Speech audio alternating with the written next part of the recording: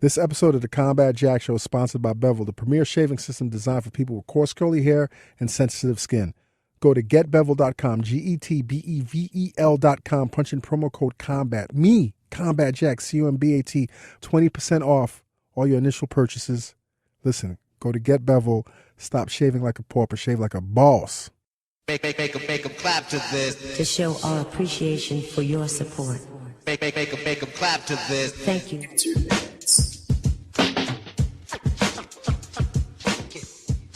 Hey, yo, internets, you are tuned into the Combat Jack Show, combatjack.com.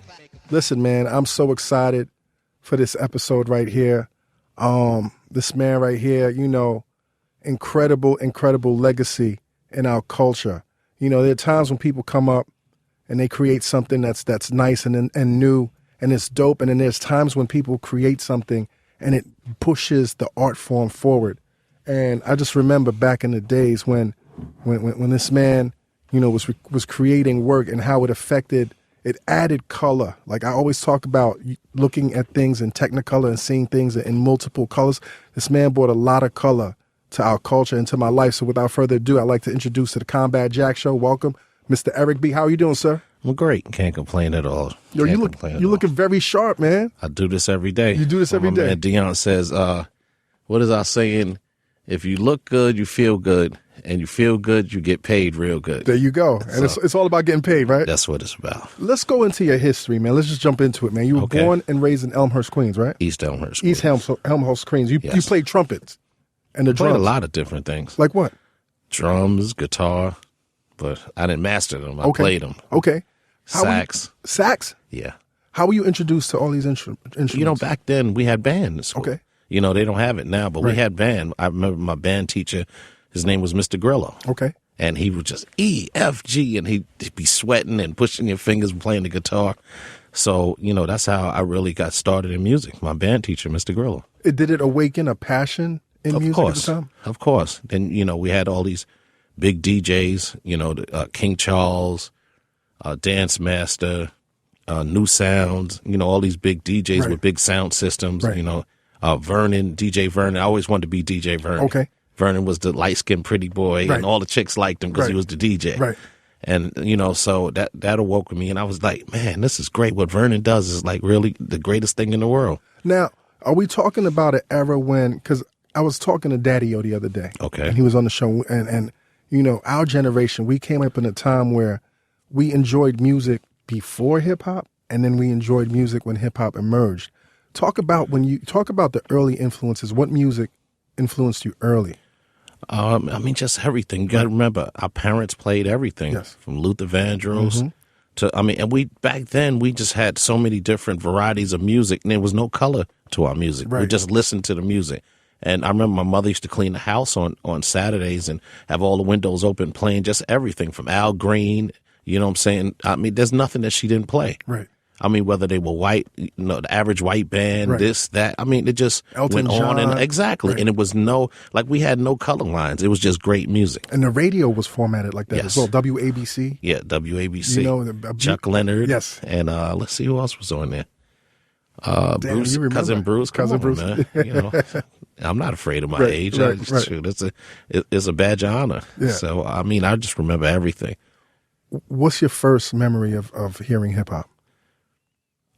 When I said we had arrived, I was riding down the street in WBLS and I heard Rapper's Delight. And I was like, wow. And they played it. I was like, I think we have arrived. Right. And I just felt, you know, it felt like the civil rights movement. We have arrived. It felt personal. It felt like this was of course it did. Your music. Yes. Playing on the radio. Now tell us about your household, man. Like your mom and your pops and your siblings. I grew up in middle class America. Okay. I can't say I grew up in the projects and all. I grew up in middle class America. We grew up in a house. It's a term that we have. It's called Alice. Like you're one check away from disaster, but we were still middle class family. We lived in a home. You know, a car, dogs. You know, cat, and you know all that kind of stuff. What were your initial aspirations? I wanted to be a dentist. Really? I wanted to be a dentist. Of course. We had a dentist around the way, man. He was the coolest dude in the world. All the chicks came by, man. He was the man. That's crazy, man. Yeah. So if it wasn't for hip hop, you would most likely be a dentist. Of course. I wanted to be like the local dentist. I wanted to be the man. He was the man. That's crazy. He'd come by, all the chicks smile. Hey, how you? And he was the Spanish guy. So he was the smooth Spanish guy. And he was getting money. Oh, of course. He was the first one with a Mercedes. I was like, what is that? He was the man. Now, tell us about your siblings. My brothers? Yeah. How many of y'all were there? 3. 3. Yes. And you are The oldest. You're the oldest. Yes. So all the responsibility fell on you. No, you know what? My brothers held their own. They still hold their own to today. Okay. So it wasn't like, I had to carry them or we carried each other as a family. Right. What kind of student were you? The worst. The absolute worst. The absolute worst. What do you mean? Like did you not like school? No. I mean, it was great. I did it, got, great grades, but I just, it just didn't interest me. Right. You know what I'm saying? And it was just funny because I have a guy, we call my older brother Rich. I'll never forget, sitting on the steps. And so Rich was the man. Rich had the moped and the motorcycle. He was in the garage and he had all the women over. They were drinking beer. They were drinking Old English. They were smoking weed. Why did I go to school? I want to be like Rich. Right. What do I want to go to school for? Right. School. I want to be like Rich. So I sat down, never forget. I sat down with Rich and Rich said, Eric, what happened with school? I said, man, I don't want to go to school, Rich. I want to be like you. Right. Rich said, whoa, stop. He said, Eric, if I send you to the store, how you going to know about the change? He said, I'll beat the man up. He ain't going to give me he said, Eric, man, sit your silly ass down, man. He said, sit down. And Rich used to go over with me my timetables, everything that I have, I really owe it to Rich. Wow. And my family. Because Rich is the one who turned me around and said, Eric, hold on a second. He said, I still go to school every day. I know how to read and write. So Rich taught me how to read and write and sat down and said, Eric, you sound stupid. What do you mean you don't want to, you want to ride a motorcycle all day and chase women and drink beer? He said, this ain't cool. He said, cool is learning how to read and write and math, and Rich used to sit down with me every day. Eric, I need to talk to you. 2 times 2, 4 times, and I just go through, 12 times 12. And I just went through it with Rich and I really owed Rich and never forget. It was during the crack era. So what happened was, Rich went away to the Army, came back. Everybody was getting high back then. They were drinking, smoking weed, and then they progressed on to smoking crack. And never forget, Rich moved to Atlanta. So now Eric B. and Rakim blows up. Right. Rich is in Atlanta. So somebody comes and says, Eric, one of your brothers is at the back door. I said, well, Ant's here, John's here. My brother's not at the back door. They said, Rich. I said, oh, man, fell down to my knees. Rich came, yo, E, man, this and that. I said, Rich, come on, man, you going on the road with us. Oh, that's crazy. Yeah, I told right from there. Rich was like, yo, E, I ain't got no clothes. I said, I didn't ask you that. I remember I gave him my American Express card. Wow. I said, take Rich to the store, get him whatever he want. They were like, Eric, I said, get him whatever he want. I don't care how much money he puts on it. If it wasn't for Rich, I wouldn't be here. Where's Rich today? Rich is in Philadelphia. Okay. Rich is in Philadelphia. Has a home, wife, the dogs. Right. We talk American every other dream. day. Yes. That's beautiful, man. Yes. That's beautiful. So tell us about your transition into DJing. My transition. I mean, it wasn't really a transition like coming from one thing to another. It was just when we grew up in the neighborhood, we used to go to the neighborhood block parties. Right. And then we would see, guys like Vernon and all these big DJs, like singing Dinosaurs on 125th Street. They were larger than life DJs. And you go to the park. I'll never forget, Vernon turned around one day and he said, Eric, go ahead, put on a record. I was like, put on a record, because originally we had guys, they used to call them ECs. We were equipment carriers. Right. So, I went from an EC to a DJ. So I'm like, so Vernon goes, Eric, put on a record for me. I'm going over here to talk to this girl. I was like, wow, you gonna let me put on a record? Were you nervous? Of course. Park is packed. The park is packed. And he's like, Eric, throw on the next record. And I remember I was saying, what am I going to play? I remember it was like a clear vinyl. And I threw it on. Vernon turned around and said, Eric, why would you play that? I said, yo, you told me to put on a record. And I'll never forget the first record I ever played, Disco Airlines. Yeah, that's crazy, man. That's crazy. So as you start, is that when you really caught the bug? Of course. Right. Of course. But then, I hope my mother don't listen to this. I used to take her radio and transistor radio. I used to take it apart just to learn the system. We had tubes at first. So you're one of those guys. Oh, yeah. Without a doubt. I'm taking the radio apart. If my mother came in, she would have passed out. Right. She wouldn't have got a chance. But you put it back together before she wouldn't have got a chance to beat me. She would have passed out first. Because I took it all apart. And then I really learned how speakers work.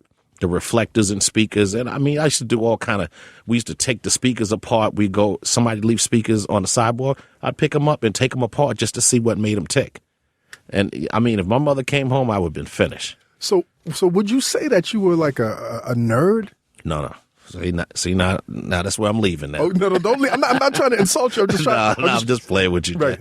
No, but I understand. Of course. Right. Of course. Nobody else was doing that. Nobody else was thinking about doing that. A black kid, taking transistor radios apart and stuff like that. We're thinking about being in the park playing basketball. Right. So, I mean, that's what I did. I took them apart, step by step. I took the transistors, learned how to take the screwdriver and turned it up and made it louder. I remember my mother came home and was like, my radio sounds beautiful. I was like, phew. Yeah, I mean, it was a great, like you said, I guess that was my transition, right. Into being a DJ, learning the electronics first. Right. And then, being up at Vernon, giving me that opportunity to play in the park. And then from there, I started DJing in 127 Park in East Elmhurst, Queens. What was your initial DJ name? Eric B. So you never had like a cool... But it was Eric B-E-E. Oh, Eric. And then when I got cooler, right. You had to take the two E's off. Right. That ain't sexy, Right. So how did you go from being a local DJ to DJing with WBLS? Just went up there and applied. They were talking about, we weren't DJs. First they were giving out shirts and hats and this and that. I was actually on the first street team. They put together a street team. We had these purple jackets that were orange letters that said WBLS on them. So that was big time back then. Oh, I was the man. What are you talking about? I got a BLS jacket. Yeah, that's big, I'm man. walking around. Frankie Crocker's here in the building. You know what I'm saying? I'm the man.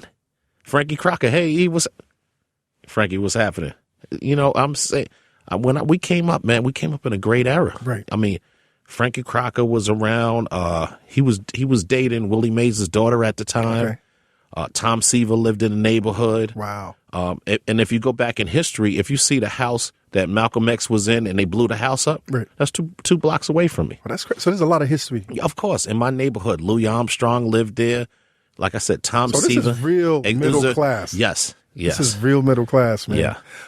When did you decide that you wanted to start making music?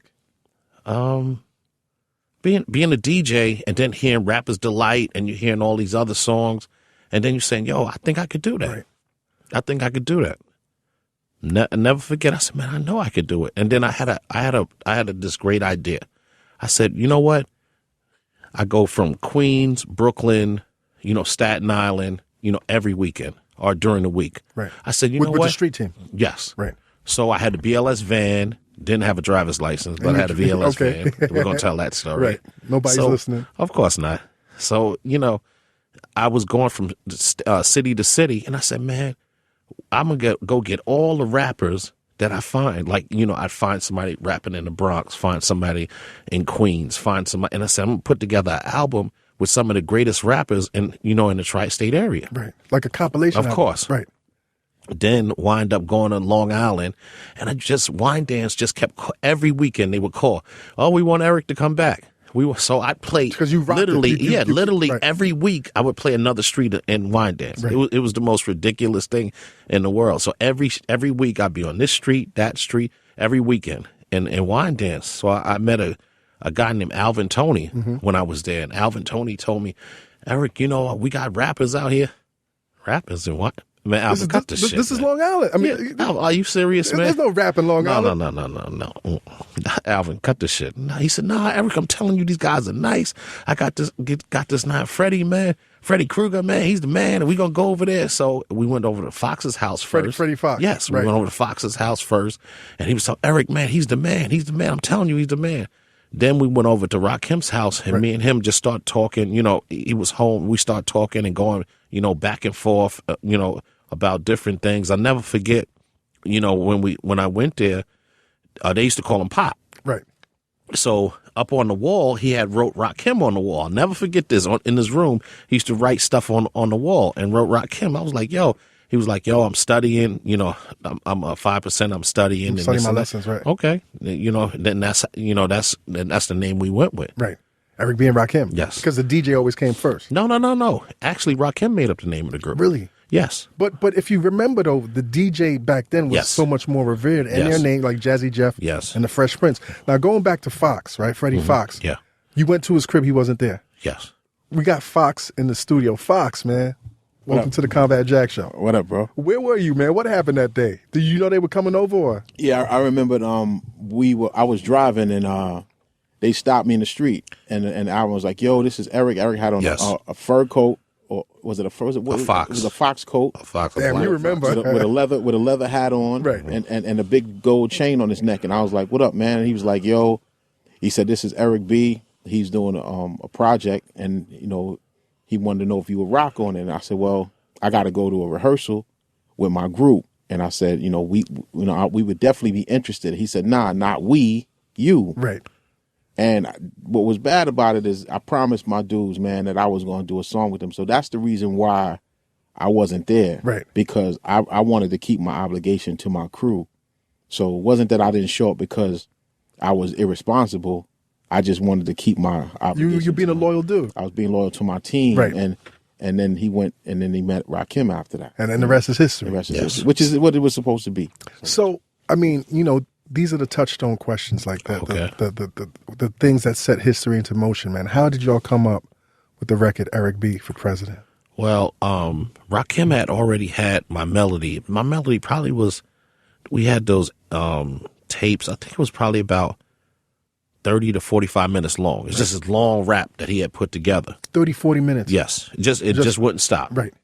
We had to actually cut it off because it was so long. My melody, like he could rap all week. So that's on my the melody. first. He had that track. Yeah, no, he had the actual the rhymes, Right. my melody, and Right. it was just on a tape, and it just went on and on and on. So we went. It's so funny that I look at on the internet and I see Marley Marl Right. doing this whole tutorial talking about how he made the record. He is totally right that he was the engineer, Yes. and that made the record. And I say this is so funny.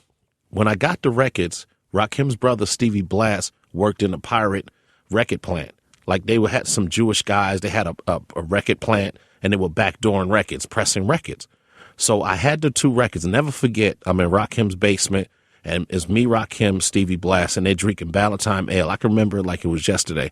So I told Rakim, I said, what I was going to do. I said, this is the beat I'm going to use, the president, James Brown, the president, and then I'm going to take a bass line and put it on top of it. Rakim spit the beer all over his mother's basement, laughing.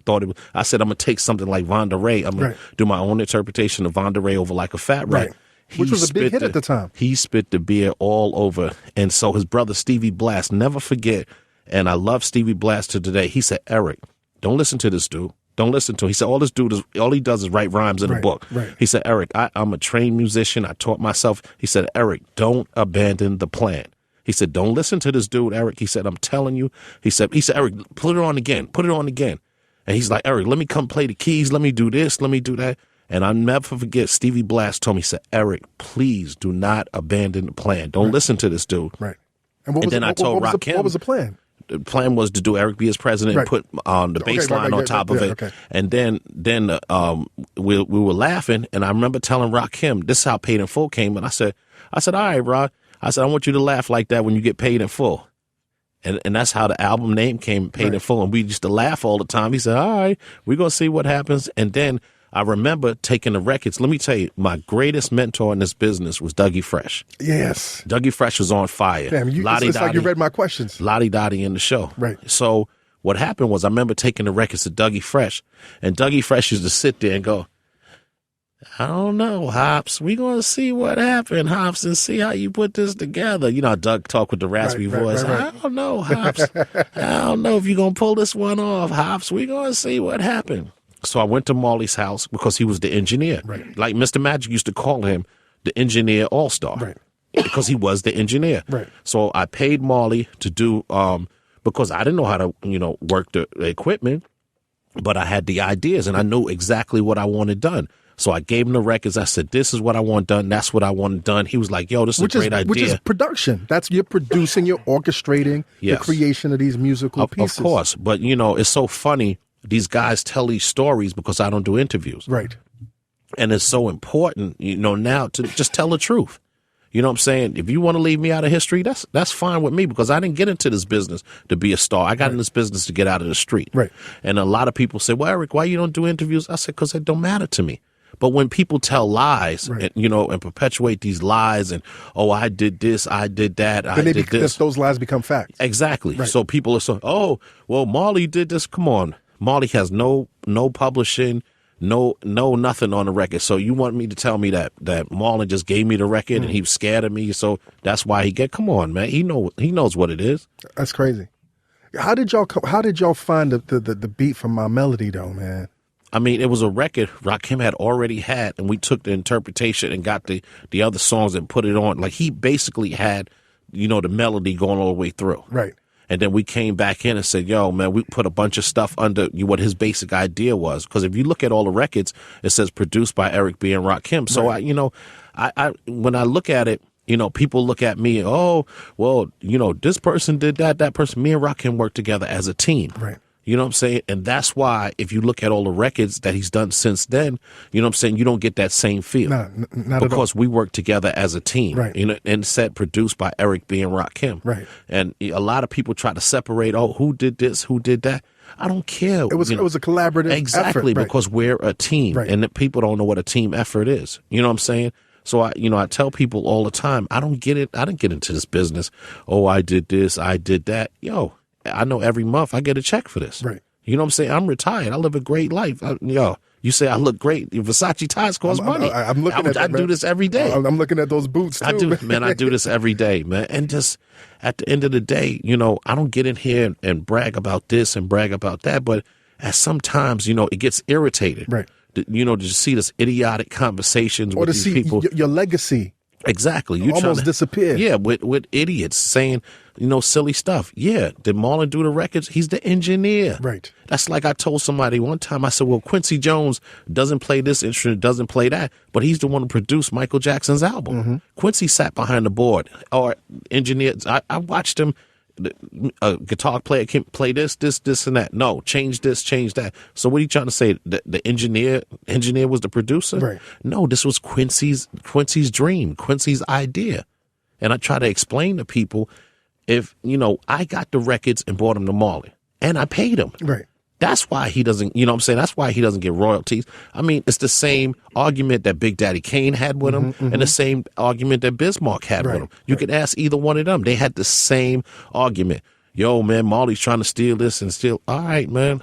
My thing is, let me go on with my business. Right. Let me go on, with my life. I don't care about, all of this silly stuff. But when you get these lies and people are I knew Marlon did the records. What are you talking about, you idiot? Marlon didn't do nothing. If you bring the records over there and you pay them, he's the engineer. He's supposed to engineer. Right. You know what I'm saying? It's so funny. Like Martin Lawrence says, you the co-check, bitch. Check him. You know what I'm saying? You know what I'm saying? So I'm saying at the end of the day, you know what I'm saying? Not to disrespect Marlon in any kind of way. Marlon's my man. I love Marlon. But at the end of the day, let's tell the truth. And it's so funny. MC Shan, if you look at the records, me and Shan did the mixes because, to tell the truth, Marley didn't believe in this. Right. Marlon didn't believe in Eric B. He thought Rakim was the worst rapper in the world. He thought Rakim was rhyming slow. Never forget. He's like, oh, Eric, Rakim is rhyming slow and this and that. We should sell. So he was complaining. We should sell a track to Aaron Fuchs and Tough City Records, and the tracks came out good. And Rakim's giving me a headache. And MC Shan said, yo, man, the God is ill, man. And Shan just loved it. So Marlon didn't want to do the mixes. Right. So me and Shan had been around so long and watched him do the mixes. And me and Shan did the mixes on Eric B. as president of My Melody. Right. And so, when it comes to history, just tell the truth. It ain't no big deal. Right. You know what I'm saying? We all had a great part of history. Marlon had a great part that he played. Shan had a great part that he played. Instead of, this back and forth bickering, we made a great project together. Right. That's the way I look at it. Right. Rakim had what he brought to the table. I brought something to the table. Stevie Blast, Rakim's brother, brought this initially to the table and told me don't abandon the plan. Right. You know what I'm saying? Everybody had a part of history. We got a 30-year run on this record, and people are still saying how great the album is. We all should be celebrating this together. instead of this, that, and the other thing. You know what I'm saying? This is the truth. Have you spoken to Marley about this? No, I don't even. Every time I see Marley, I'll be so upset. I just want to choke the shit out of him. You know what I'm saying? Because it's like, come on, man. We on the same team. You know what I'm saying? We brothers. We shouldn't be fighting with this silly shit. Right. This is a lie. All you got to do is see Stevie Blast, Rakim's brother. He'll tell you. That's where I got the records from. Right. You know what I'm saying? That's where I got the idea. He told me, Eric, please don't abandon the plan. Right. You know what I'm saying? So, this back and forth bickering, you know what I'm saying? This is 30 years later, and we're still talking about this shit. Right, yeah. You don't have no other history to talk about that you've done? You know what I'm saying? I mean, he definitely does. Yes, but he has to share that with he has to share that with Big Daddy Kane. Right. He has to share that with Bismarck and all of them, and it's the same argument that they had with him. Right. This was our ideas. If you talk to Kane, he'll say the same thing. I spoke to Kane. Kane was up here. Yeah, and what did he say? Said the same thing. Okay, you know what I'm saying? So thing. I can't just pull this out my ass, just make up shit. Right. Kane said the same shit. He did this record. He did that, and it was the same thing. Biz is on fire. Right. You ask Biz, he just go off, start saying, I did this, I did that. And that's what I'm saying. Instead of us arguing about everybody that came into my life was a part of this record. Right. When you made these records, you didn't think these records would get play on the radio. Definitely not. I mean, and I used to take the records and never forget. I know you got soul. That's crazy, right? Yeah, but, at that era, in that time, we wasn't getting radio play. Right. So I remember taking the records. I know you got soul. I remember taking it to, I was like, man, we got a hit record. And it was crazy. We're in Harlem, and every car that goes by is playing Eric B. as president. Other cars are playing My Melody. I remember we got in the car one time. Me and Rakim was going to a show in Philadelphia. They played Eric B. as president like 5 times back to back. We couldn't believe it. Right. Back to back to back. Yeah. And I remember I Know You Got Soul. I took the records to Dougie Fresh House. Amazing record. Took the records to Dougie Fresh House, and Dougie Fresh said, I don't know, Hops. How you gonna pull this off, Hops? I don't know. Well, he didn't think it was a banger? No. What Doug was doing was, I'm the grasshopper, he's the teacher. Right. You know what I'm saying? So you come into Doug. Doug had the monster records in it. Right, yes. Lottie Dottie in the show. How do you get bigger than that? Right, exactly. And so Doug is one of the greatest entertainers that we have in rap. So for me to be able to sit there with Doug and let him say, I don't know, Eric, and it gave me motivation. I said, I'm gonna prove Doug, I'm gonna prove to Doug that this can be done. Do you think that's what he was trying to do? Of course. Right. Of course. Yeah, I mean, Doug is not a negative person. Right. You know what I'm saying? For somebody to say, oh, Doug was trying to shit on you, he don't care. No, Doug is a motivational speaker. And anybody that knows Doug, he's a positive guy. So I'll never forget, I'm in the studio. I had 2 records together, and my brother Anthony is really responsible for I Know You Got Soul. Because I had the 2 records, and I'm sitting in the studio playing games, and I got 2 loops going at the same time. And Ant was like, yo, E, why you don't leave them together? I was like, Ant, man, if you don't get out of here, man. And he's like, nah, E, that shit. He's like, E, that shit is hot, man. You should let it fly. And Ant is responsible for really pushing me to do I Know You Got Soul. He was like, E, man, I'm telling you. Crazy. This record, yeah. Crazy. How did y'all get your deal? I sent out tapes to everybody. Right. Were you getting rejected? No, not rejected. Right. You don't get no call back. Right. You know what I'm saying? It wasn't like, this shit sucked. That shit went into a bin or something. Exactly. Damn, a lot of motherfuckers lost out. Exactly. So, I remember my mother and father got separated. My mother moved to Harlem. So I used to stay in Harlem with my mother. And I found a record company. Back then you read the back of the record company. Address, telephone number. Exactly. Right. So it said Zakia Records. That's right up the block. I went there, just gave him my tape, and it was an old hustling dude, Robert Hill. And he was like a gambler. So he was like, I don't care, man. Let's just do it. Old country gambler. I don't care, man. He didn't know what he had in his hands. No, he didn't care. Right. Rob's gambling, having a good time. Life is great. You know what I'm saying?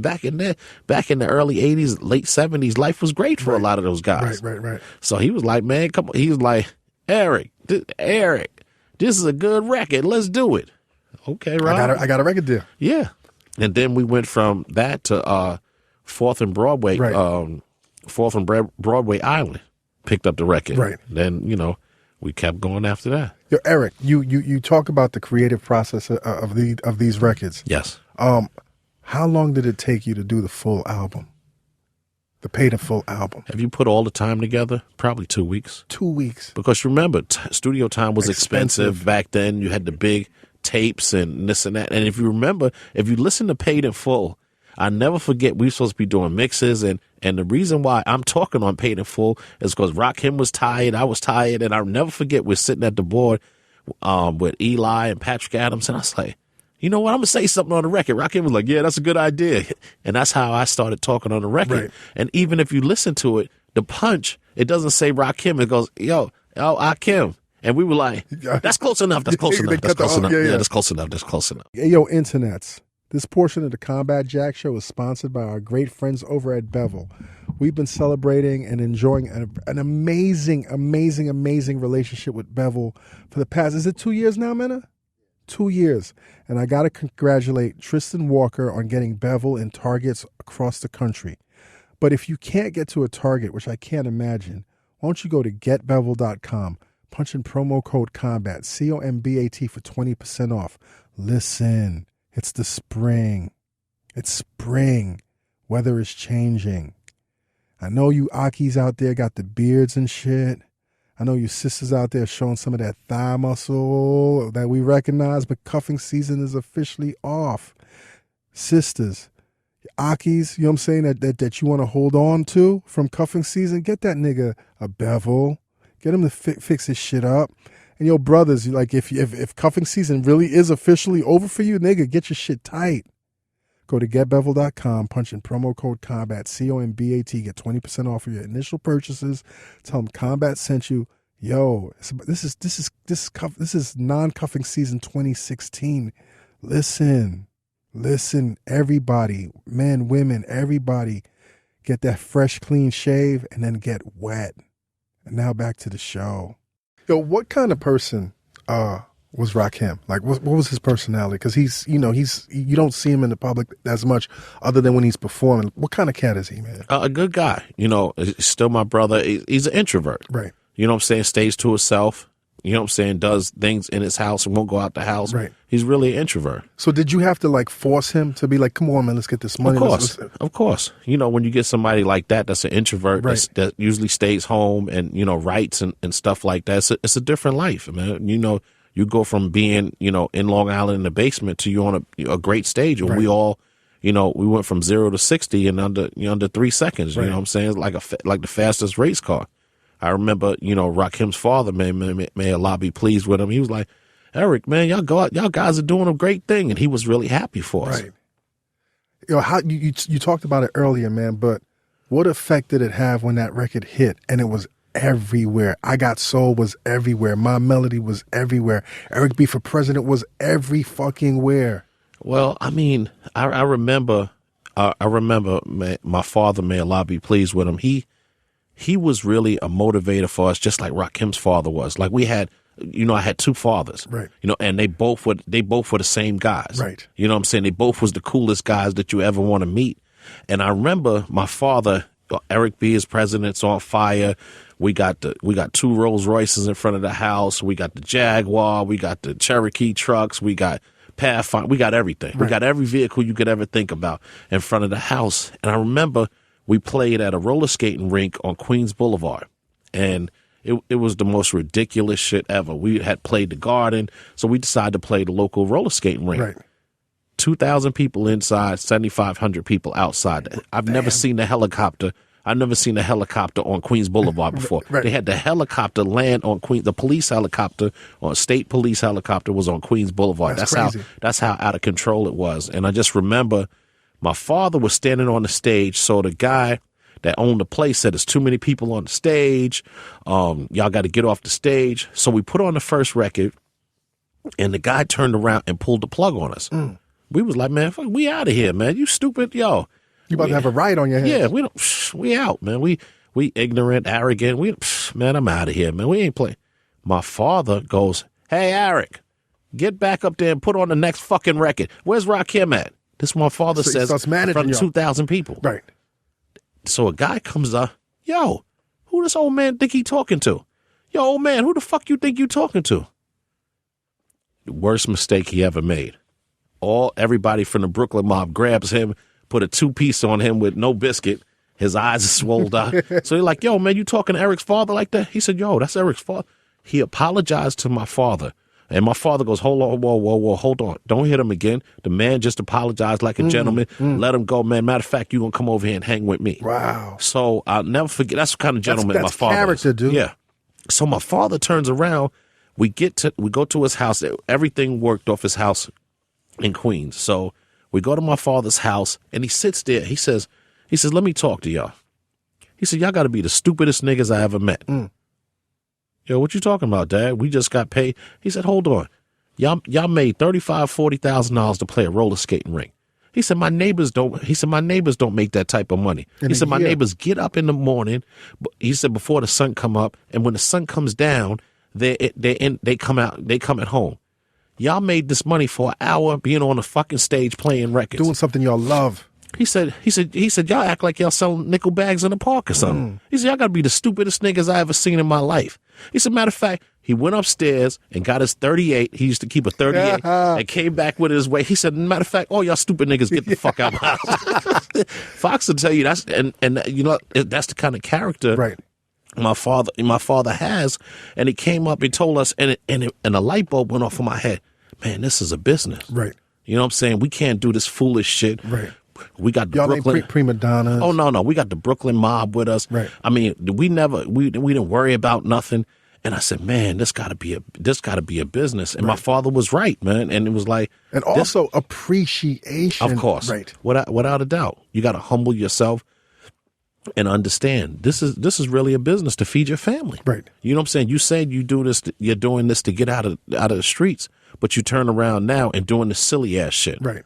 And you know, that's what really was a pivotal turn for Eric B. and Rakim that changed the way we looked at this business, and everything about this was, let's get the money, let's get the Right. money. You mentioned it a couple of times, man. Before your career jumped off, man, were you in the streets? Yeah. Yeah, we were in the streets being ignorant. Right. Doing ignorant stuff, man, that I'm not proud of. Right, You know what I'm saying? Doing ignorant stuff that I'm not proud of. And I tell people, if you want to talk about you hustled, you do that, and I'm not, who's proud of that? Right. Yeah. So you go home, hey, Mom, you know I was a hustler. Man, if you don't get out of here with that silly ass shit, Right. You know what I'm saying? It was the dumbest shit in the world because we could have all been in jail. And you didn't have to do it. No. Right. No, I could have been a dentist. Right. You know what I'm saying? Right. And been the man. But you know, you didn't have any needs. You didn't No. really, like some cats. That's all they have. That's the of course, only of course, alternative. and you but- can't knock people, Right. but knock people for that. But it's not the only alternative, Right, man. We right. got so many different things that we could do, but people get into this lazy mode and think that, let me get this quick money. Okay, let's do basic math. You out there hustling, doing petty hustling, getting sneaker money. The lawyer's going to cost you $250,000. So the money that you made is going back into the lawyers. Exactly. It's going back into the system. Right. You know what I'm saying? So the risk outweighs the reward. And it's just the dumbest shit in the world. Right. Unless you out there with Pablo Escobar, Yeah, exactly. getting some real money. Get some retirement money. Exactly. Right. It doesn't make any sense. Right. It doesn't add up, man. Yo, let's talk about the iconic album cover. Okay. Paid in Full, man. Okay. I mean, that itself is a piece of art. Like, Okay. like you and Rakim and the Dapper Dan, the Gucci and everything, the green. Like, how did y'all come up with that, man? I mean, you know, Dapper Dan was the man in Harlem. Right. Who didn't have if you don't have a Dapper Dan suit, you finish. You know what I'm saying? You was finished. You was nutted, man. You was Mr. Nutmeg, man. You don't have a Dapper Dan, man. Come on, you know, and everything. But I tell people, anything you did was for the chicks, Right. You know, for the broads. You thought about, yo, man, what? I'm the cleanest. I got a Dapper Dan suit on. What? You know, Gucci though, store. that album cover probably raised the stock of Dapper Dan. Of course it did. Because everybody wanted to look like y'all. Yeah, of course it did. I mean, people from London and Europe show up. Oh, no, we need Eric B. and Rakim suit. And it got to a point where Dan used to just make us clothes and be like, I got this, man. Right. You know, Because Dan, y'all made him enough of money. course. Right. Dan was like, you know, we used to go to Dan. Dan, how much? Nah, don't worry about that, man. I got that. And then I used to have the wheel cover on the back of my truck. And it said Eric B. Had the Gucci wheel. And I used to go to, I was in Jersey and Hackensack. Man, I owe some people in Hackensack an ass whooping, man. What happened? They used to steal my wheel covers. Man, they used to steal them so much that Dan used to just say, yo, E, I got 3 in the Right, back. I right, made right, for you right, already. right, He said, E, I know what happened. And I used to go straight from Hackensack right to Dan's. Yo, I'm looking at you right now, and you're very sharply dressed. Okay. And I I'm looking appreciate at that Thank album you. cover, sharply dressed. Was this always? Yes. Like, where do you get that from? Well, like, My father. Your father. And my uncles. My uncles, like I was talking about it the other day, my uncles were the country guys. Like, you know, when they were talking about Frank Lucas and them, the country boys, my uncles and them were the country guys that came. They were sharp. They, you know, their face was done. Nails were done. They go get their nails done and sit in the nail salon, their feet done. So you were groomed from that, from my that uncles cloth. my uncles were sharp. They used to come, and they were from Rouville, Mississippi. Oh, my uncles were sharp. They turn the neighborhood out when they come. Right. When they come down there, all the local girls go crazy with my uncles. And they were boxers. They played baseball, basketball. They played all the sports, and they were sharp. I'll never forget, I used to go to the store. So I'm in the store one day. I'm buying some stuff for my mother. My mother gave me money. So one of the girls see me. She said, excuse me, store owner, yo, that right there, I got all of that. She said, Eric, when you see your uncle, tell him I said to call me. Yes, ma'am, I will. You right, ma'am. Yes, ma'am, I will. And you know, and that's why I got, like, my uncles were sharp. Right. Nah, they didn't play no games. They were cold. It's ill how you took their style, of course, and translated it into that style back then. Like and even the jewelry, man. Like, yeah, the jewelry. Like, how important was the jewelry to you back then? It was just, you know what? It was just like putting on a tie or a shirt. Right. You know, back then. That's ill. Back then, it was just like putting on a tie or a shirt. That's you know ill. what I'm saying? Because I remember going on the stage, and Rich used to wear my jewelry, or somebody. I'd be like, "Where's my jewelry at?" And everybody else was wearing it, but me, Right? Because it was just like an accessory. Right. It wasn't like, to me, you know, like I walk around with it all the time. It was just an accessory to get on the stage. Did Rakim have the same type of fashion sense? No, we all went together. Right. Like we'll find something we like. I'll go get Dan to make Rakim the same Like, thing. We make out. it coordinate. Yes. Right. Yes. Excellent. On that record, man, y'all talking about how y'all was rolling with Rush. Of course. Rush Management. Yeah. How was it being part of Rush Management, early young Leor and the whole nine? I mean, it was, you know, when you think back at it, we were just all young fools. Right. We were just doing anything. We didn't have, Russell didn't have a vision. Yes. Rick Rubin didn't have a vision. We just was doing everything. Right. We said, yo, this is going to work. You know what I'm saying? Just put it on the wall, see if it sticks. Right. But it was a great thing. We had Heidi Damn, Heidi. Yeah. So we had so many different eclectic people. Lindsey Williams. Of course, I just talked to Lindsey. Yeah, I That's did too. Sylvia's grandson. Yes. Yeah, I just talked to Lindsey. Sylvia's from Harlem. Yeah. But how was Leor, man? Like, did you have to deal with Leor a lot? Because Leor was he was the handler back then. Jam Master Jay is the one who brought Leor around. Right.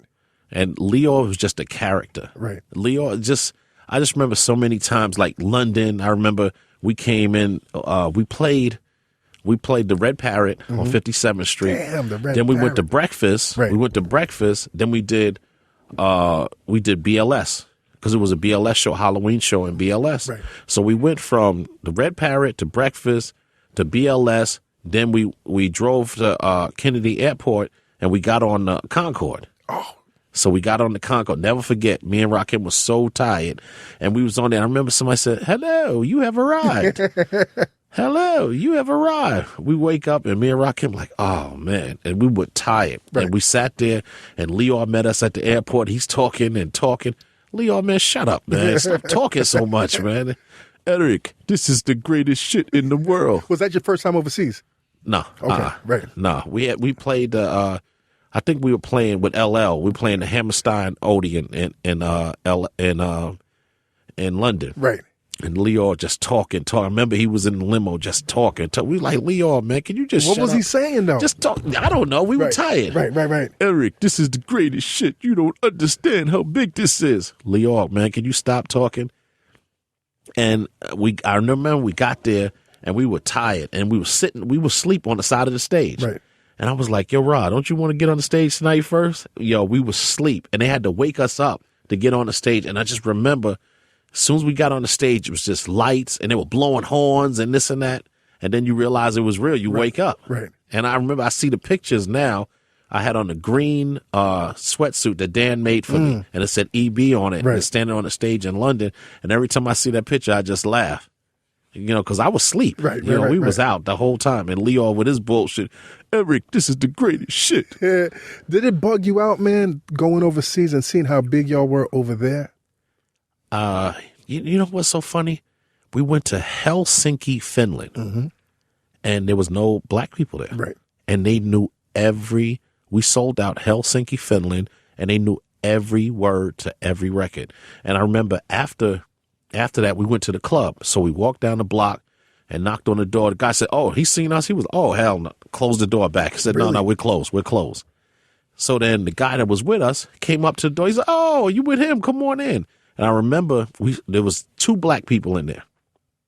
It was a black girl and it was a black guy that played basketball. He was from Detroit. And he came up to me. He said, "Eric, man, I ain't seen black people in 6 months, man. Can I just talk to you about the drinks?" And we was talking. I asked him, I said, "Well, how do you get along here?" You know, because they're prejudiced. Right. He said, "Eric, but I play basketball." He said the police pulled him over one time and was like, "Oh, no, that's basketball, but no, keep it moving. Keep it moving." And then to their sports. Right. So that's the only thing, you know, music and sports, you know, it's colorless to them. Right. You know what I'm saying? So, I mean, being in Helsinki, Finland, and places like that, you really get to see, and they appreciated the music. It wasn't like here, you know, we get it, it's fast food, we, you know, regurgitate it, so it's over. Right. But, you know, being in places like Helsinki, Finland, London, and they really, really appreciate the music. Ireland.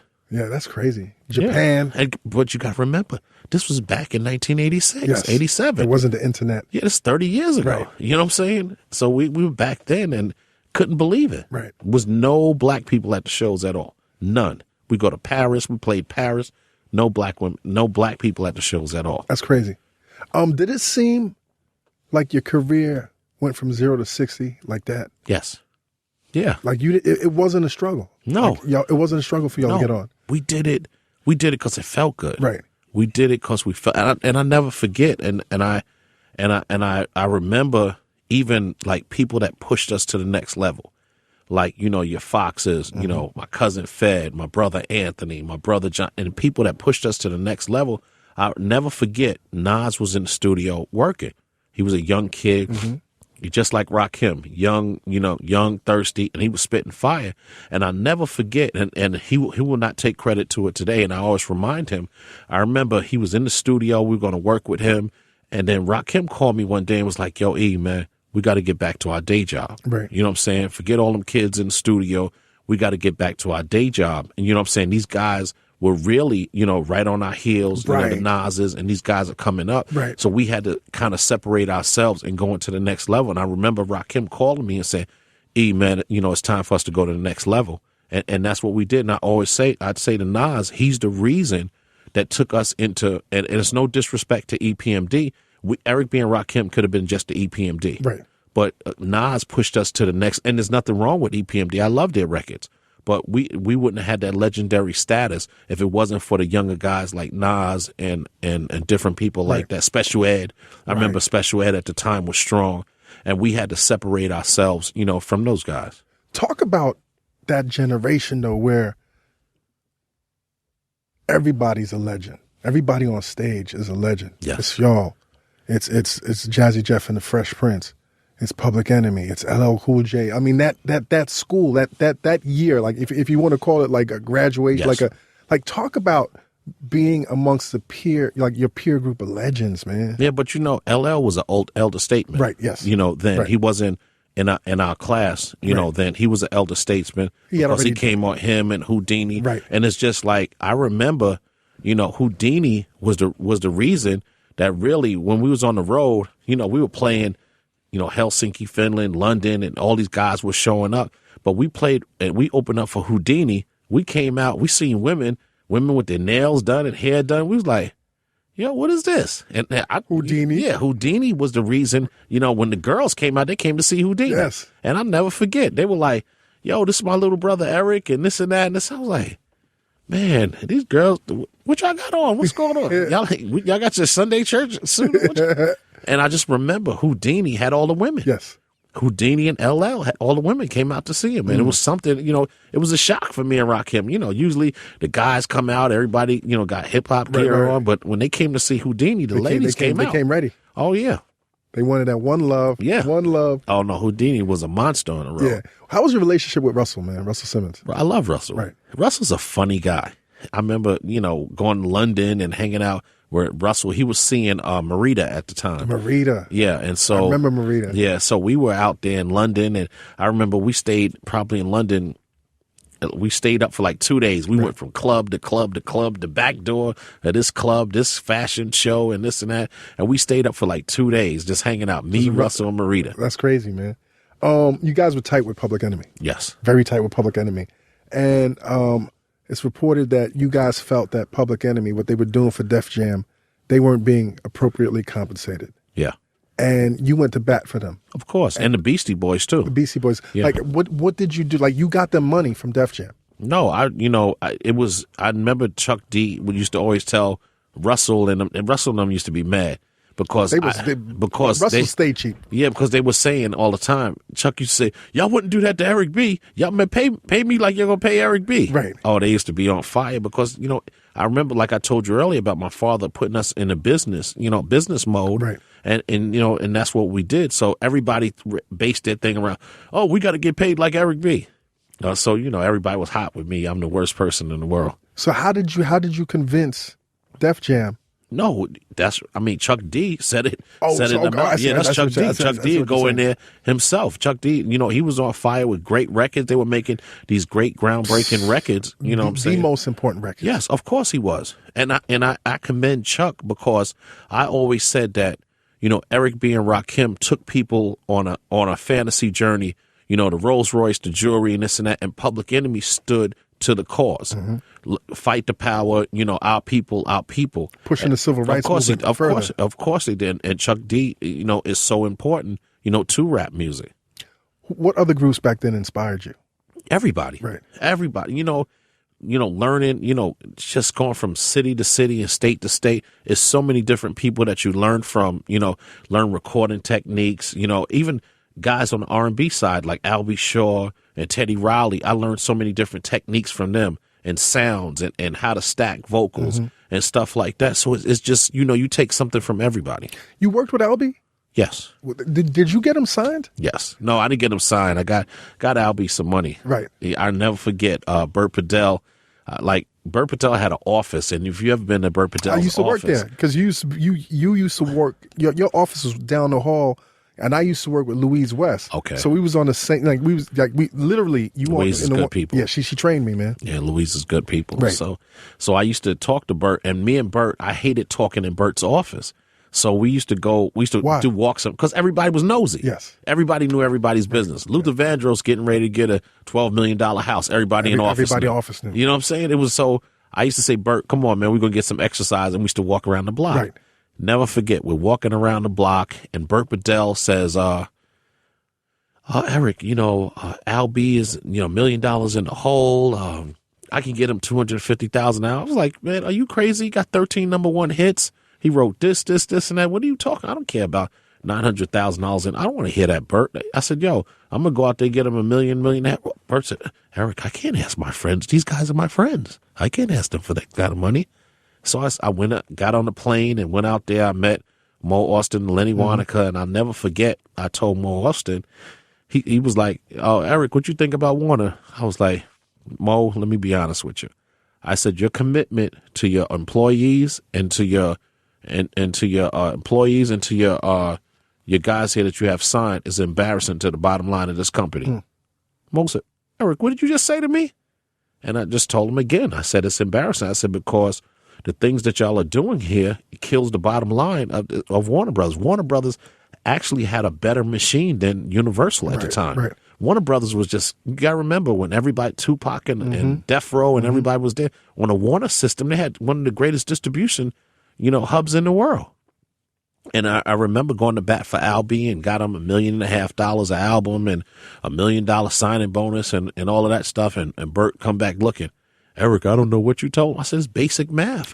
What made you be an advocate for these people, man? Like my father, pushing me to do business instead of doing some, it was easy. We had the Brooklyn mob. We could have went in the office and take the guns out and do some stupid shit and wind up in jail. But it was business. I could sit down, 2 and 2 is 4, not 22. It's basic math. Right. You know what I'm saying? And sitting there and having an understanding. I remember being on the road, and you had guys that were working in the office. These guys are making $3 and $4 million a year, but these guys go home every day. Right. Me and Rakim's making $4 or $5 million a year, but we're on the road. On the road. So I just said, man, you know, I got so much of a great understanding being on the road, doing business. I know better than these guys. You know what I'm saying? I could run rings around these guys. So that's what made me really, you know, get out of, you know, being the tough guy mode and understanding the business.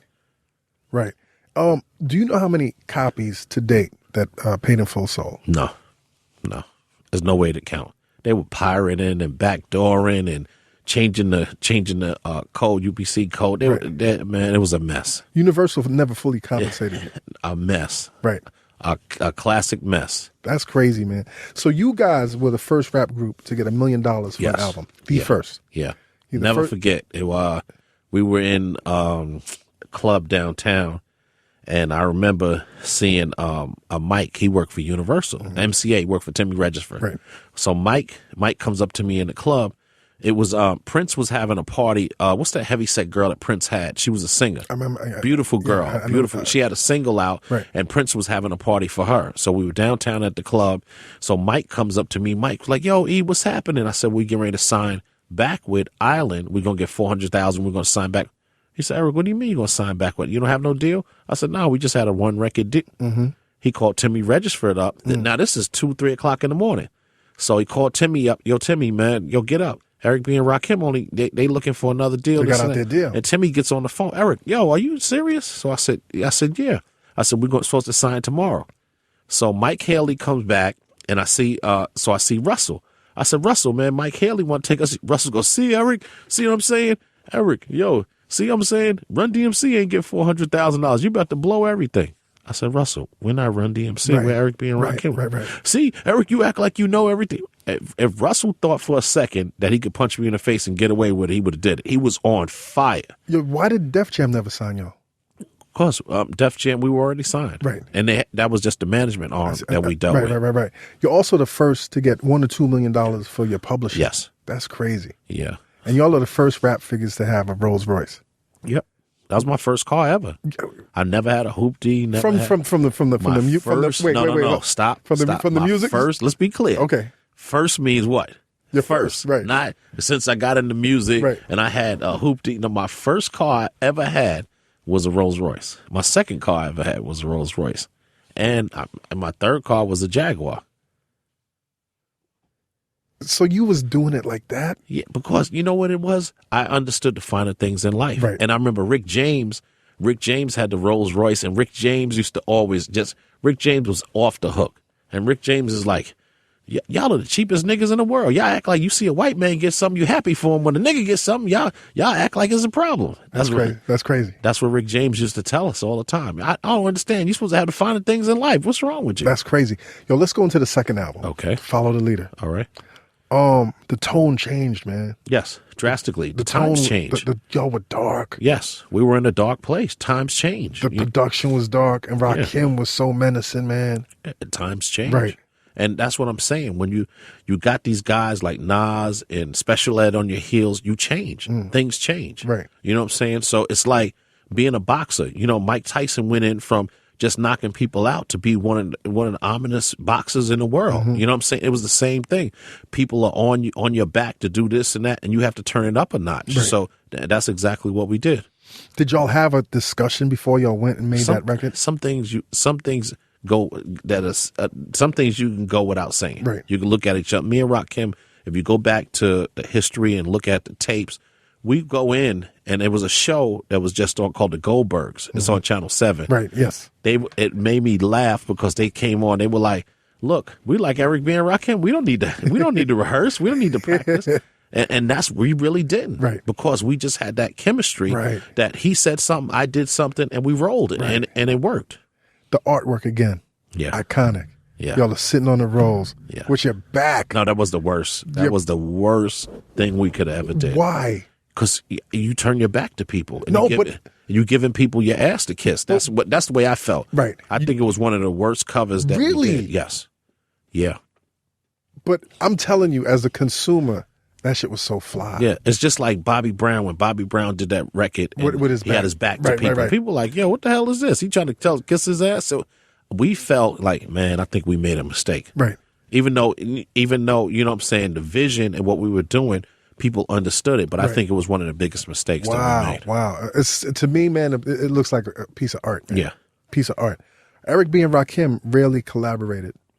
With other rappers. Because at the end of the day, we were in an era where you bought Eric B and Rakim. You didn't buy, Dougie Fresh, Eric B and Rakim, this and that. Right. That's what made us iconic. That's what made us legendary, because it was an in-house thing, and we stayed with Rakim was the rapper, I'm the DJ, and that's it. Right. You know what I'm saying? There was plenty of collaborations that we could have done. Right, like what? With everybody.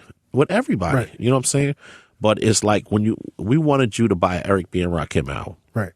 And this is in the business again. Yes. And we used to tell everybody, yeah, we're gonna do a record with you. Jeez. But did y'all get invited to do the self-destruction Yes. project? Yeah. And y'all turned that down? Of course. That's crazy, man. Because we didn't fit in. It was like this person. Nah, we didn't fit in. Right. We didn't fit in. Right. Your third album, Let the Rhythm Hit Him, Yes. is the first album to get 5 mics Yeah. in the source. I didn't know that. You didn't know that. This is the first album to get the full 5 mics Okay. in the source. When y'all got that, Never paid it attention. never paid it any attention. No. Never paid it any attention.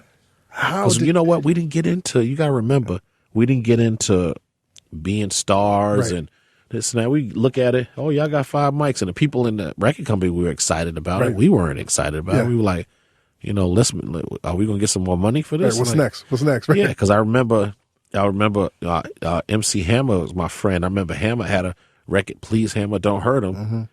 He sold 2 million records in New York City alone. Not in the state of New York. In New York City alone, he sold 2 million records. And I remember all the guys from London came in to do interviews. Oh, Hammer's whacked and this and that. We were like, shit, we hope we get whacked like that one day. Yeah, What exactly. Are you stupid? Exactly. In the Ghetto, Yeah. that record, man, that's a transcendental record. Yes. Man. Like, how did y'all come up with that? We were in the ghetto every day. We were in Fort Greene, Brooklyn. We're in Long Island. But there was a Staten mystic Island. element, like a mystical element to that record, man. See, that's what you said. We just did it just Right. because it felt right. Right. You know what I'm saying? For me to sit here and say, oh, this was the plan and we set out to do this, and that. We set out to make a great record. Right. It felt good. You know what I'm saying? To do a great record. Now, y'all had a young Large Professor work on that album, correct?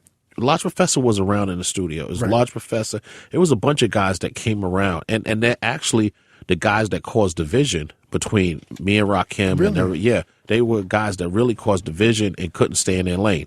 I remember I was going to knock Large Professor's head off one day in the Apollo. What happened? Because they just didn't stay in their lane. They were telling Rakim like little sneaky shit. Oh, yo, Ra, you need to put more drums. And Eric did this. I remember I did a record. I did a record in the studio, and they went back behind my back and told Rakim, yo, Ra, that record, man, is soft. You shouldn't do it. The record turned out that Jazzy Jeff and Prince, it turned out to be Summertime. That was your record. Yeah. That was your record. Yeah. Is And the engineer went up there and played it for them. That's the record I did. And they start telling them, yo, you shouldn't do that record. You shouldn't do this. You shouldn't do that. I was Is like, that why Fresh Prince sounds like Rakim? yes, exactly. Because he knew that record was Exactly. That's crazy, man. Exactly. Another question, man, before we go to our break. During that era, Yeah.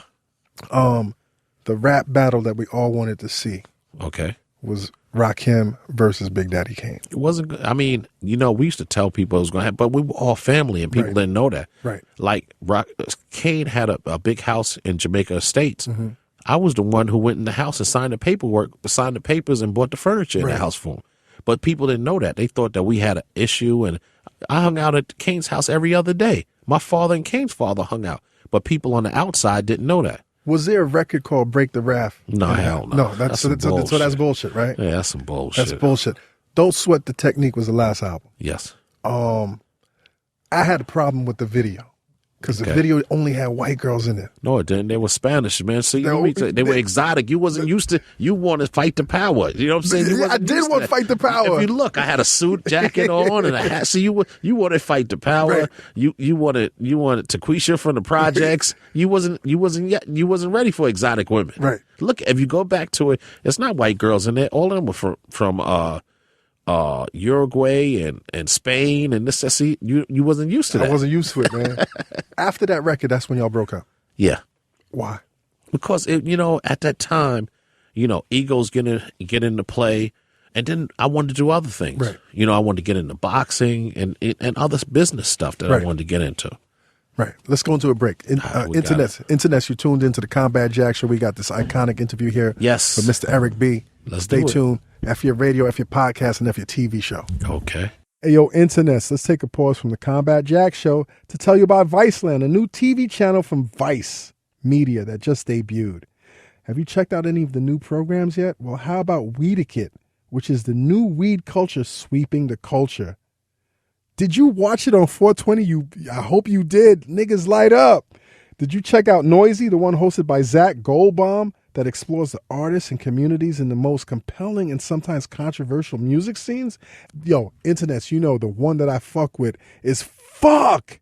That's Delicious, hosted by the one and only Action Bronson, the artist that we premiered first on the Combat Jack Show. The show co-stars another good friend of the Combat Jack Show, Mayhem Loren, as well as Big Body Bess, who had a great episode with my fellow podcaster Taxstone on tax season. Also Alchemist, Alchemist of Mobb Deep fame. That Alchemist. All of this contained on Fuck. That's Delicious. The show features Action Bronson, Bess, Mayhem, and Alchemist, checking out delicious food stops in Miami, Atlanta, any Martin Luther King Avenue near you. And they're puffing on the trees, my niggas. What other show do you have niggas and white boys running around the country puffing weed and smoking weed? And the Douce is in me right now. I can't say Douce on this ad, right? Keep going, fuck it. I'm going to say Douce, but listen, smoking weed and eating, that's the best shit in life. The only thing that's not in this show is sex. But we don't want to see Action Bronson having sex, nor Mayhem Loren, nor Big Body Bess, nor Alchemist. Anyway, listen, let me cut the shit right now. Where the fuck am I? Be on the lookout for the new Viceland TV show. Fuck, That's Delicious. It's on pretty much any cable station that you want it to be on. And now back to the show. Hey, yo, Internets, you tuned into the Combat Jack Show, combatjackshow.com, man. Before we jump into this interview, man, I'm thirsty and I'm parched and I'm a little tired, man. So let me just crack open this monster can and get some of these, let me get some of this caffeine in my system, man. I want to give a shout out to my people over at Monster, man. Thanks for hooking us up. Back to Mr. Eric B. Yep. Wyclef. Yes. Was in the video we were just talking about. Yes. Yeah, he was playing it in your favorite video where you didn't see Sequeecha in it. How was a young Wyclef in that video, man? He was playing the bass, the upright bass when it comes on. Doom, doom, doom, doom, doom, doom, doom. That's Wyclef. That's crazy. He was playing the bass. This is before the Fugees. Right. Uh-huh. You always say that you don't have a beef with Rakim. Of course not. But Rakim is quoted as saying, I don't wish him no bad luck. But I guess with Eric B, what we went through, I'm a loyal dude, and certain things, especially when you're breaking bread with people, you got to keep it 100% with that people. Okay. And there was a couple of things in business that I felt that he didn't handle right that left a bitter taste in my mouth. You could say that. Right. You could say that, but the truth is Burt Padell handled all the business. Right. And from dollar one, I paid for everything. But from show one, we split all the money. Right. Publishing, records, everything, we split all the money. So if I didn't take no money from you, I didn't sleep with your wife or a girl you slept with, we don't have a beef. And we're all Muslims. We should never have a beef. I haven't been around Rakim in 19 years. Wow. So if 19 years. If you want to continue, you can't. So what beef do we have? Right. I didn't take any money from you, didn't sleep with your woman, stuff like that. What beef do we have? And we're Muslims. We're supposed to be, you know what I'm saying? You can't go in the mosque and say, I've been mad at my brother for 19 years over what? You know what I'm saying? You can't make this stuff up. Right. I've given Rakim the greatest gift in the world. I came and got him. I didn't fish for him. I showed him how to fish. Right. I left him with one of the greatest catalogs in the world. For 19 and a half years, Rakim has been working the Eric B. and Rakim catalog by himself. The catalog is worth in a street value of at least $4 to $5 million a year. I gave you a gift. Right. So what are you mad about?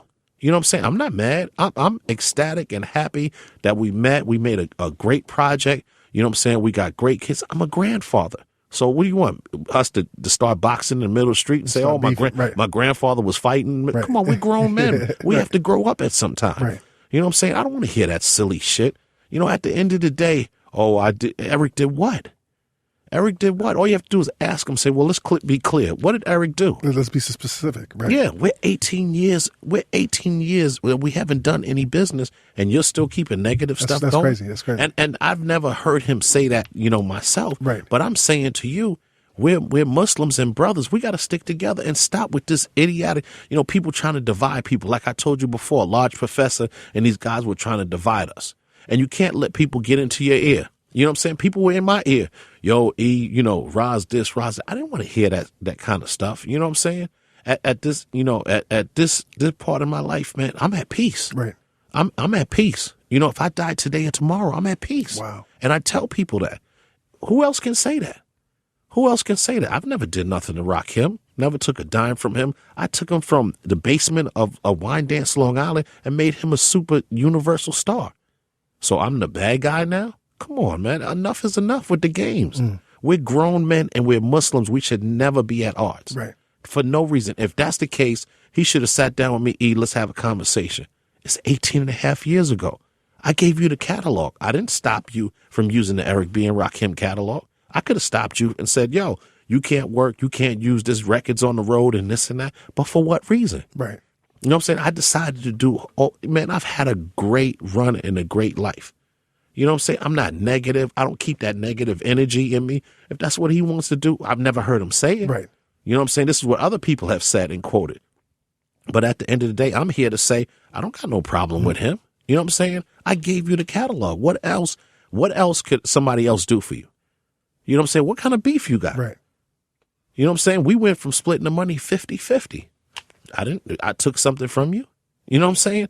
So all this back and forth and he said and she said, I don't get into that silly shit, man. Right. I'm a grown man with a grandson, a beautiful grandson. Congratulations. What the hell? I appreciate it. Thank you.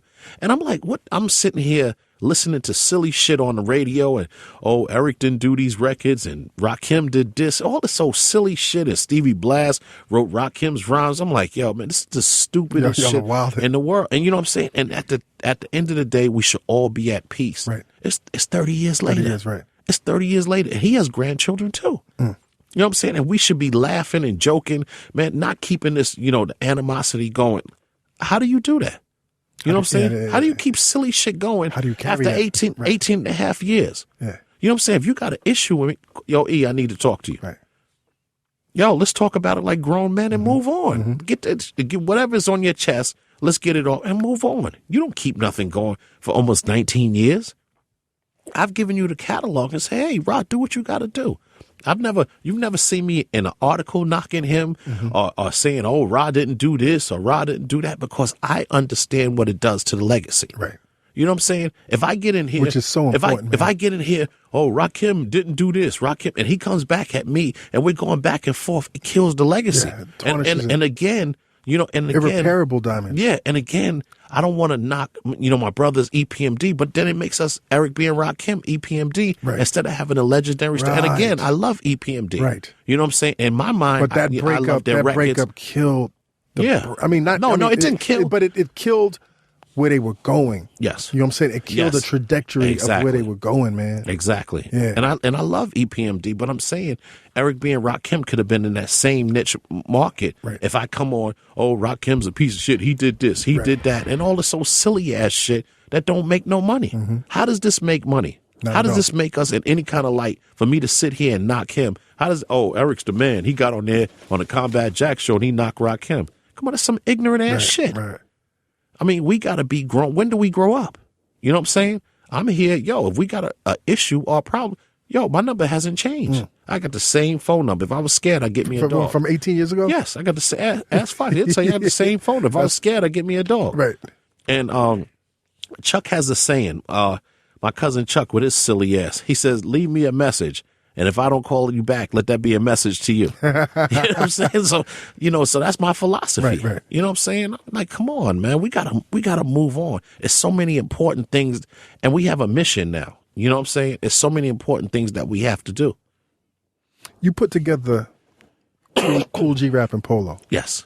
That's my little brother, G-Rap. How? Where'd you discover them, man? Well, G-Rap was, G-Rap was a family member. Okay. My mother, G-Rap's one of those guys. He's so much family that he can come in the house with dirty hands and stick his hands in the refrigerator. And my mother be like, oh, that's just G. Right. You know what I'm saying? That's how much family he is to us.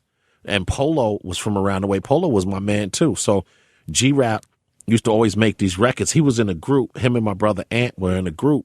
And they used to always tell me, oh, Eric B and Rakim ain't going to be shit. We going to be this and we going to be that. And G-Rap decided to go solo. So Polo was a DJ along with me. And I put Polo and G-Rap together. Crazy, man. Yeah. Crazy. Now, who was the paid in full posse, man? Man, there was so many people that are not here now. Right. I mean, even including, from Supreme, his brother Rap, Kamel, Fox, my brothers Aunt John, Rich, Jake. It's so many people, man. Killer Ben. Yes. The original 50 Cent. Right. Original 50 Cent, that jackass. 50's oh my God, man. 50 was my man. But he was just he did so much stupid shit that we used to laugh all the time. I mean, I heard he was like 5'2" and quick with his guns.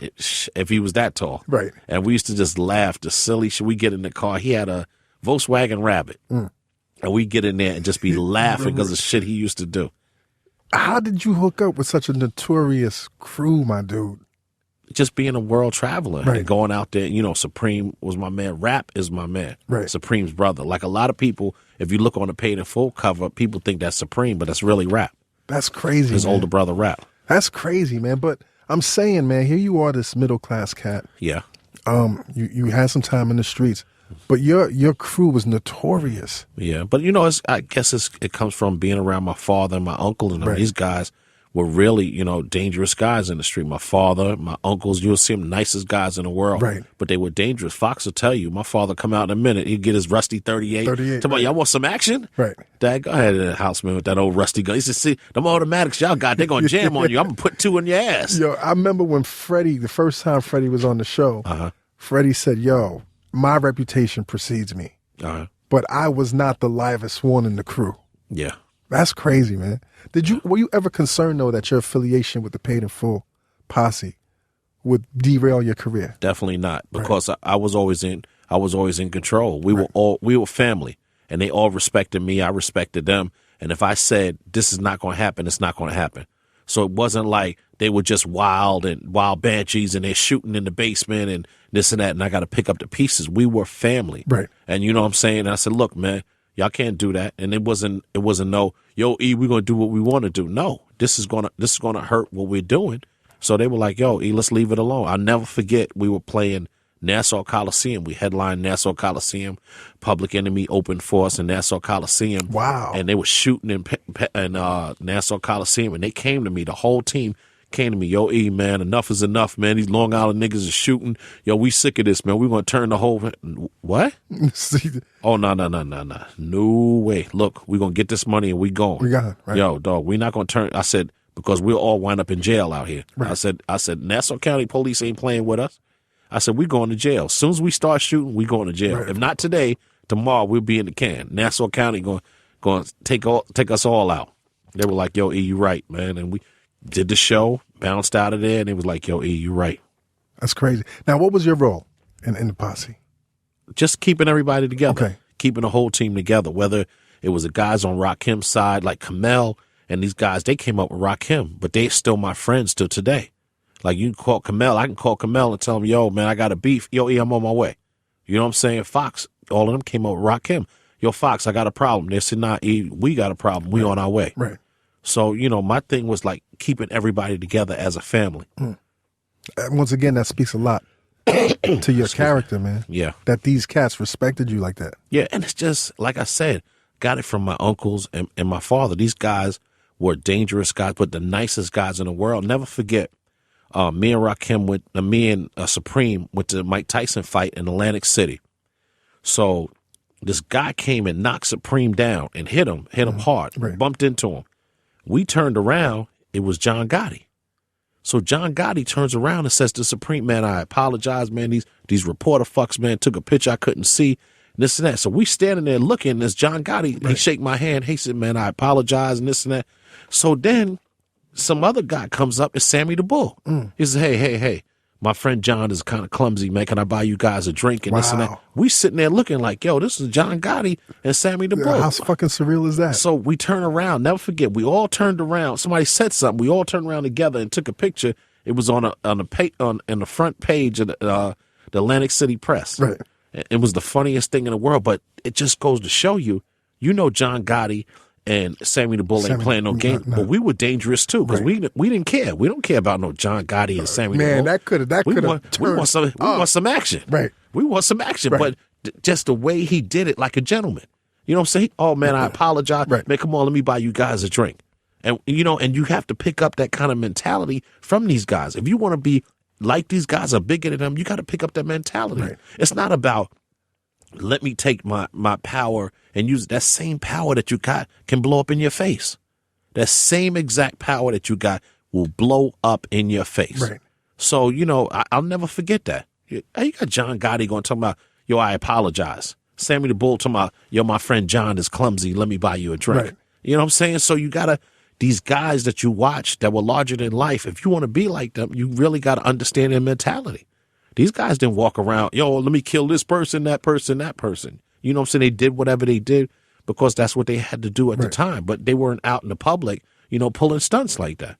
They were perfect gentlemen. You seen John dapper, he was dressed suit and tie every day.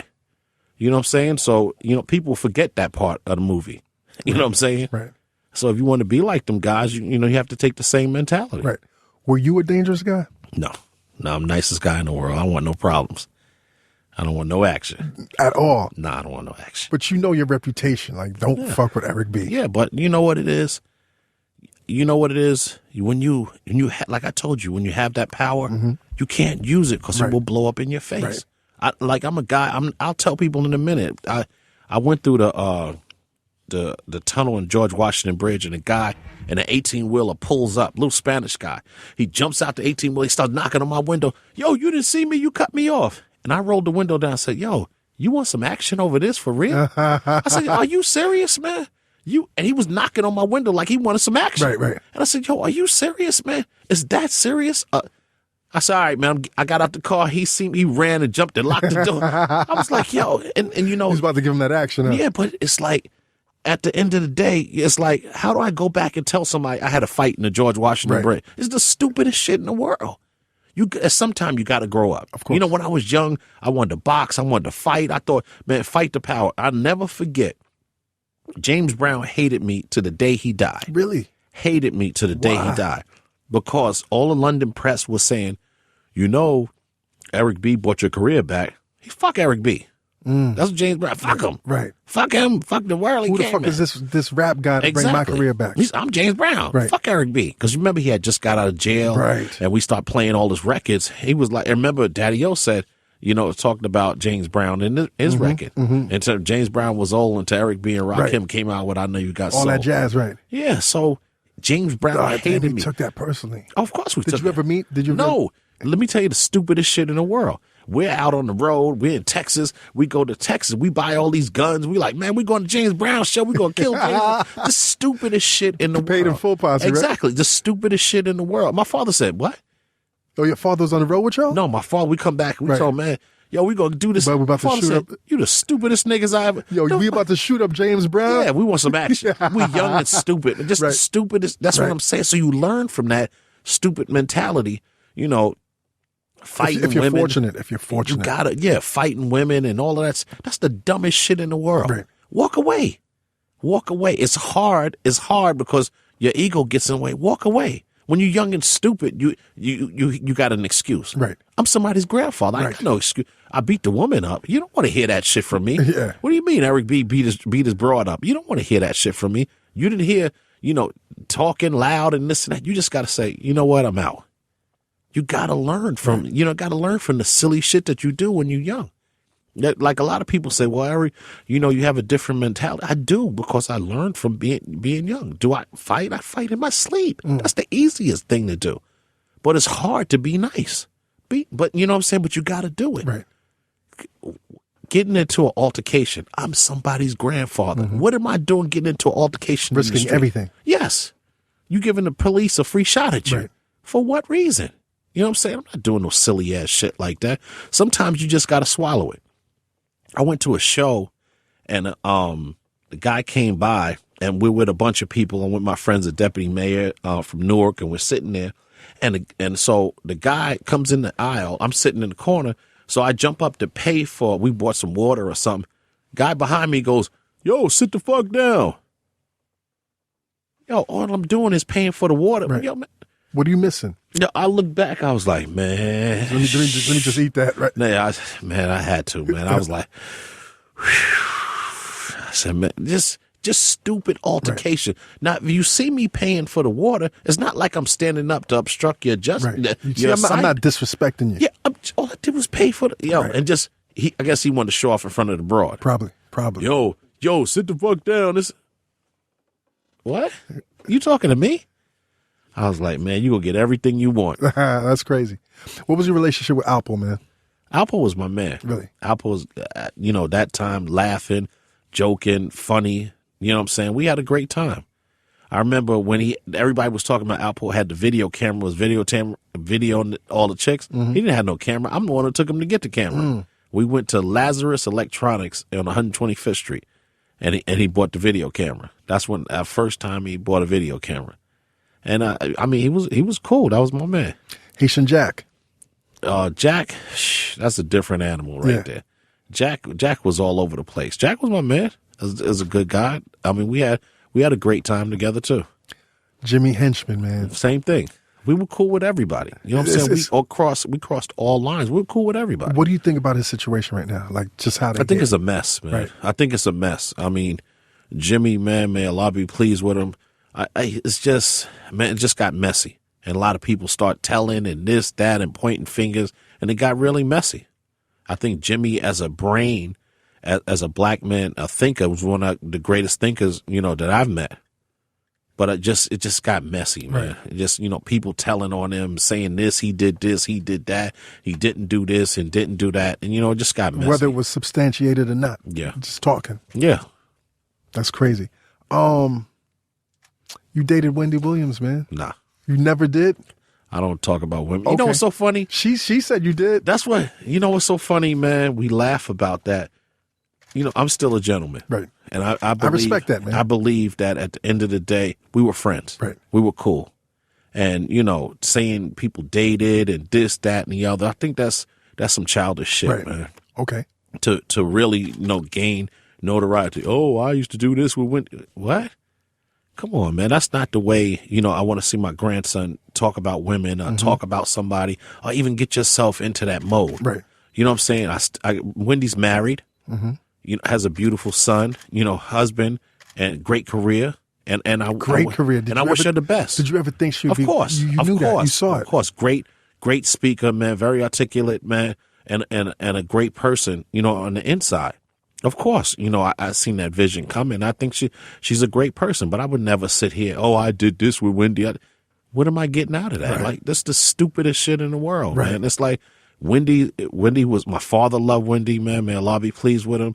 My friends, she used to be around Fox and all the other people, and she was cool. I mean, for me to sit here and talk about what I did with Wendy, what I didn't do, man, come on, that's some childish ass shit. Definitely man. Respect that. She man. was our friend. Right. I'll leave it at that. Wendy was a friend of ours, a friend of the team. Now, after your record career, man, your career, you've done so many different things, yes. man. Suge Knight hired you to run Death Row East? No, it was my vision. Like, Hammer came, and then we were all together, Tupac, and we were all together, and then we turned around and said, I said, let's do a label. And right. I came up with an idea. I said, well, let's call it Death Row East. Right. And then Tupac got killed, so all of that went down the drain. Yeah. There's a story that Suge had beef with Leor. Suge had beef with everybody. And Chris Lighty wanted to step to Suge. No. No. And you were there was some type of altercation? No, never. Never? Never, not when I were around. Okay. I wasn't around. It might have been, but I wasn't around for the altercation. How were you involved with Baywatch, the TV show, man? Oh, I used to work at All American Communications.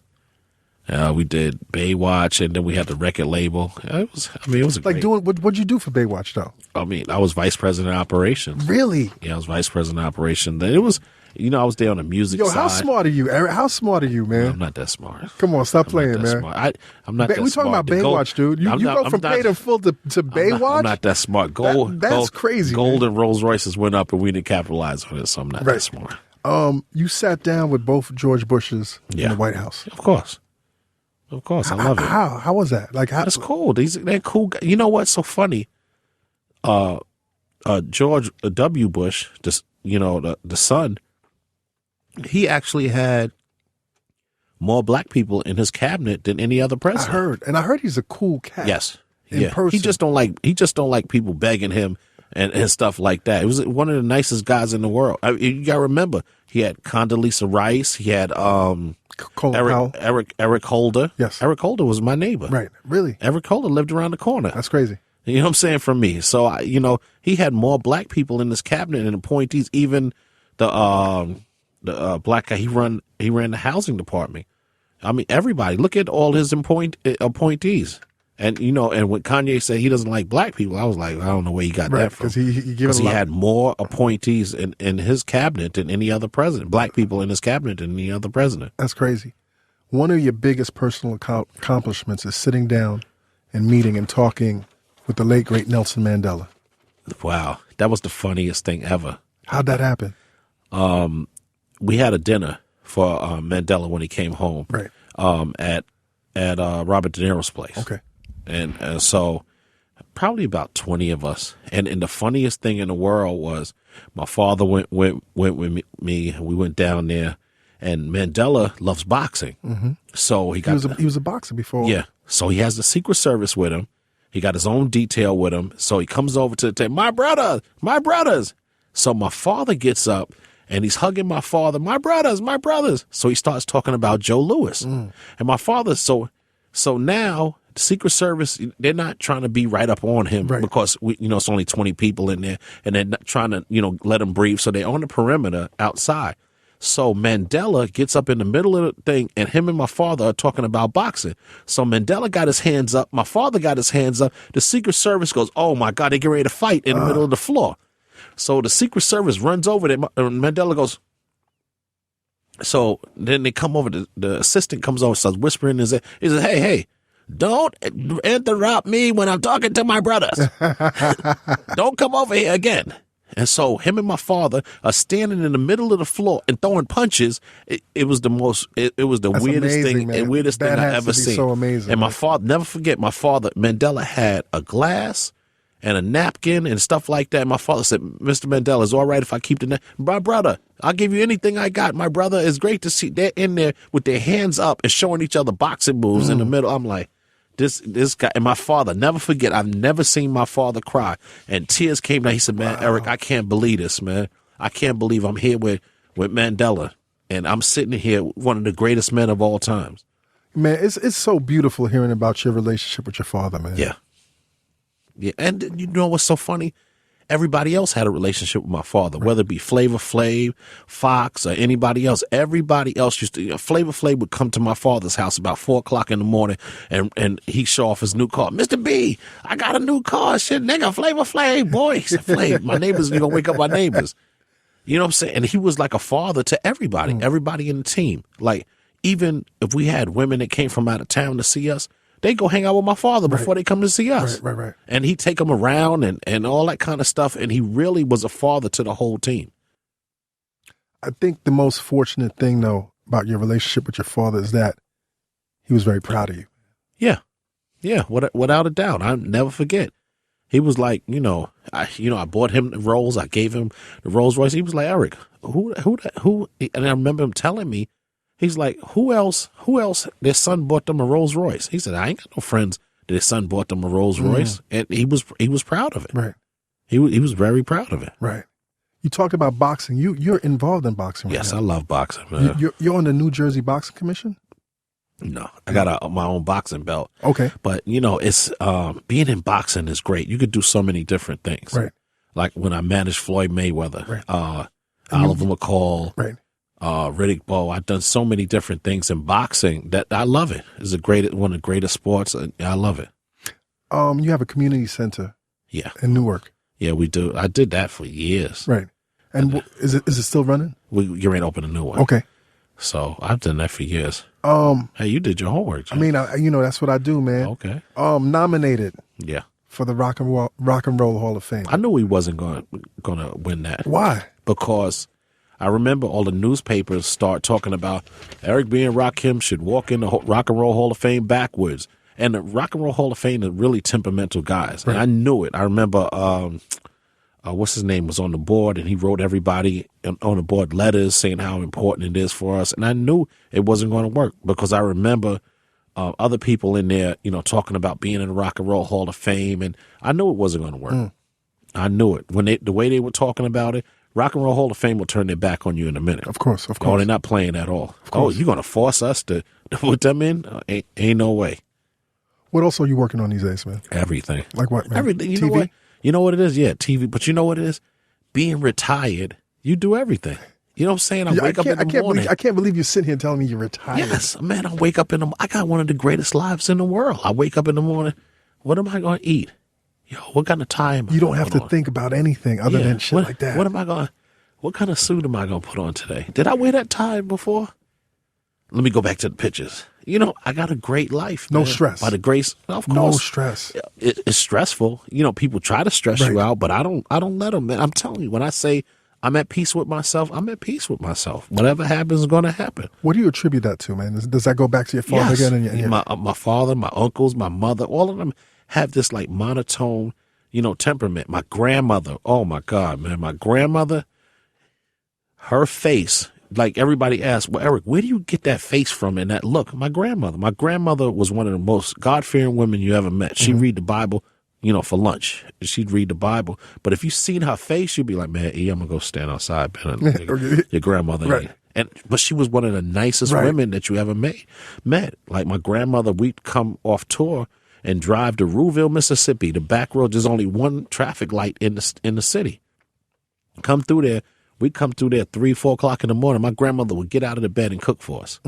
She was like, no, y'all can't go to bed hungry. You know how them old Southern women are. You can't go to bed hungry. And she'd get out the bed and make fresh biscuits and cook for us. And if you seen her face, you'd be like, you must stand in the tour bus. Yeah, I'm good. I'm good. Yeah. I'm definitely good. Yeah, grandma, just don't look hip hop right here, grandma. Internets, today's sponsor is Casper Mattresses, obsessively engineered, American-made mattresses at a shockingly fair price. And now you can get $50 towards any mattress purchase by going to Casper.com/combat and using the promo code COMBAT, COMBAT. Listen, you spend about a third of your life sleeping. I had a little bout with insomnia recently, and it reminded me just how important it is to get a good night's sleep. Sleep is not the cousin of death. Sleep is the cousin of life. And one of the best ways to do that is making sure you're doing it on a good mattress. Do it on a good mattress. Casper brings together two comfy technologies together for better nights and better days, brighter days. Latex foam and memory foam. Foam, foam, foam. Foam, foam, foam. Foam on foam on foam. So they've just got the right sync, just the right bounce no matter how you sleep. I got a Casper. They delivered a Casper to my house about a year ago. Listen, other than that bout of insomnia, because I don't want to be a hypocrite, your brother's been sleeping very well. They got a risk-free trial and return policy. They'll deliver it straight to you if you try it for the 100 days. And if you're not happy, they'll pick it back up. At the store, maybe you'll get a minute to try their mattresses. With Casper, you'll actually get to sleep on it. It's $500 for a twin-size mattress and $950 for a king-size mattress. For all my kings and queens out there, comparing that to industry averages, that's an outstanding price point. So get $50 towards any mattress purchase by going to Casper.com/combat and using promo code COMBAT. That's me. Terms and conditions apply. And now back to the show. 2 more questions, man. Sure. You worked with, in many people's opinions, the greatest MC of all time. Okay. Who are your top 5 favorite MCs of all time? Top 5, I think LL.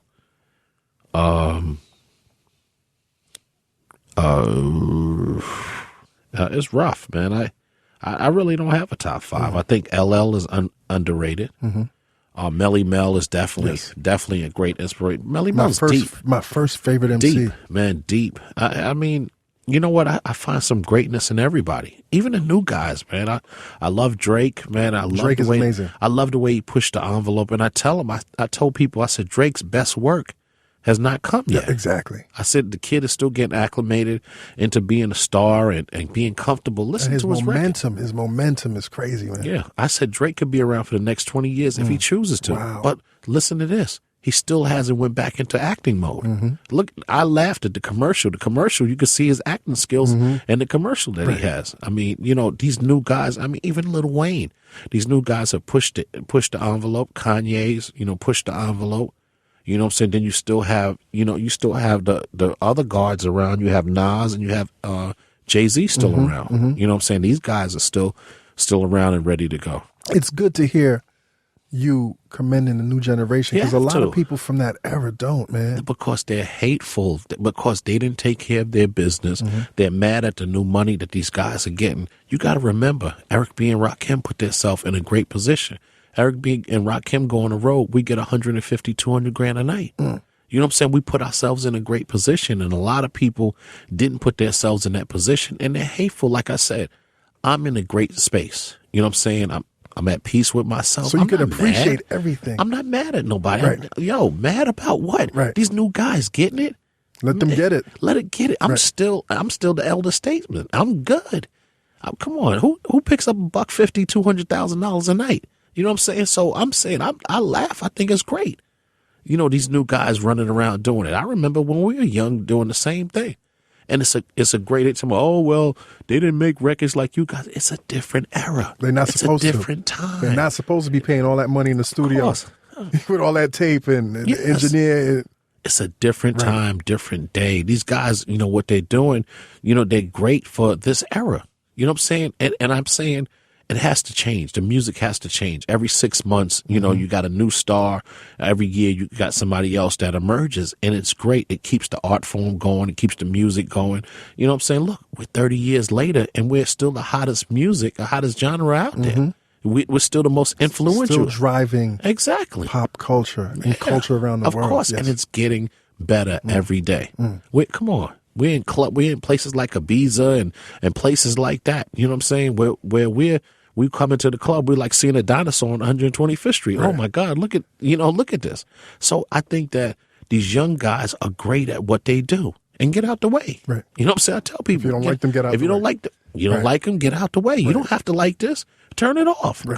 Go to XM Radio and go to Ed Lover's show. And if you want to listen to old school rap, go to listen to Ed Lover. He plays a lot for you. And, you know, get in your lane. Backspin. Exactly. Get in your lane and listen to that type of stuff. Right. But don't get, you know, I'm happy for these guys. And that's what puts me in a great space, because I'm not being negative. I'm not, oh, you know, these guys shouldn't be doing this, and we didn't have to curse. An elder statesman. No, yeah, you got to be an elder statesman. You can't be an old school hater, old funky hater and all that. Me and Fox going, old rusty hater and all that. You can't.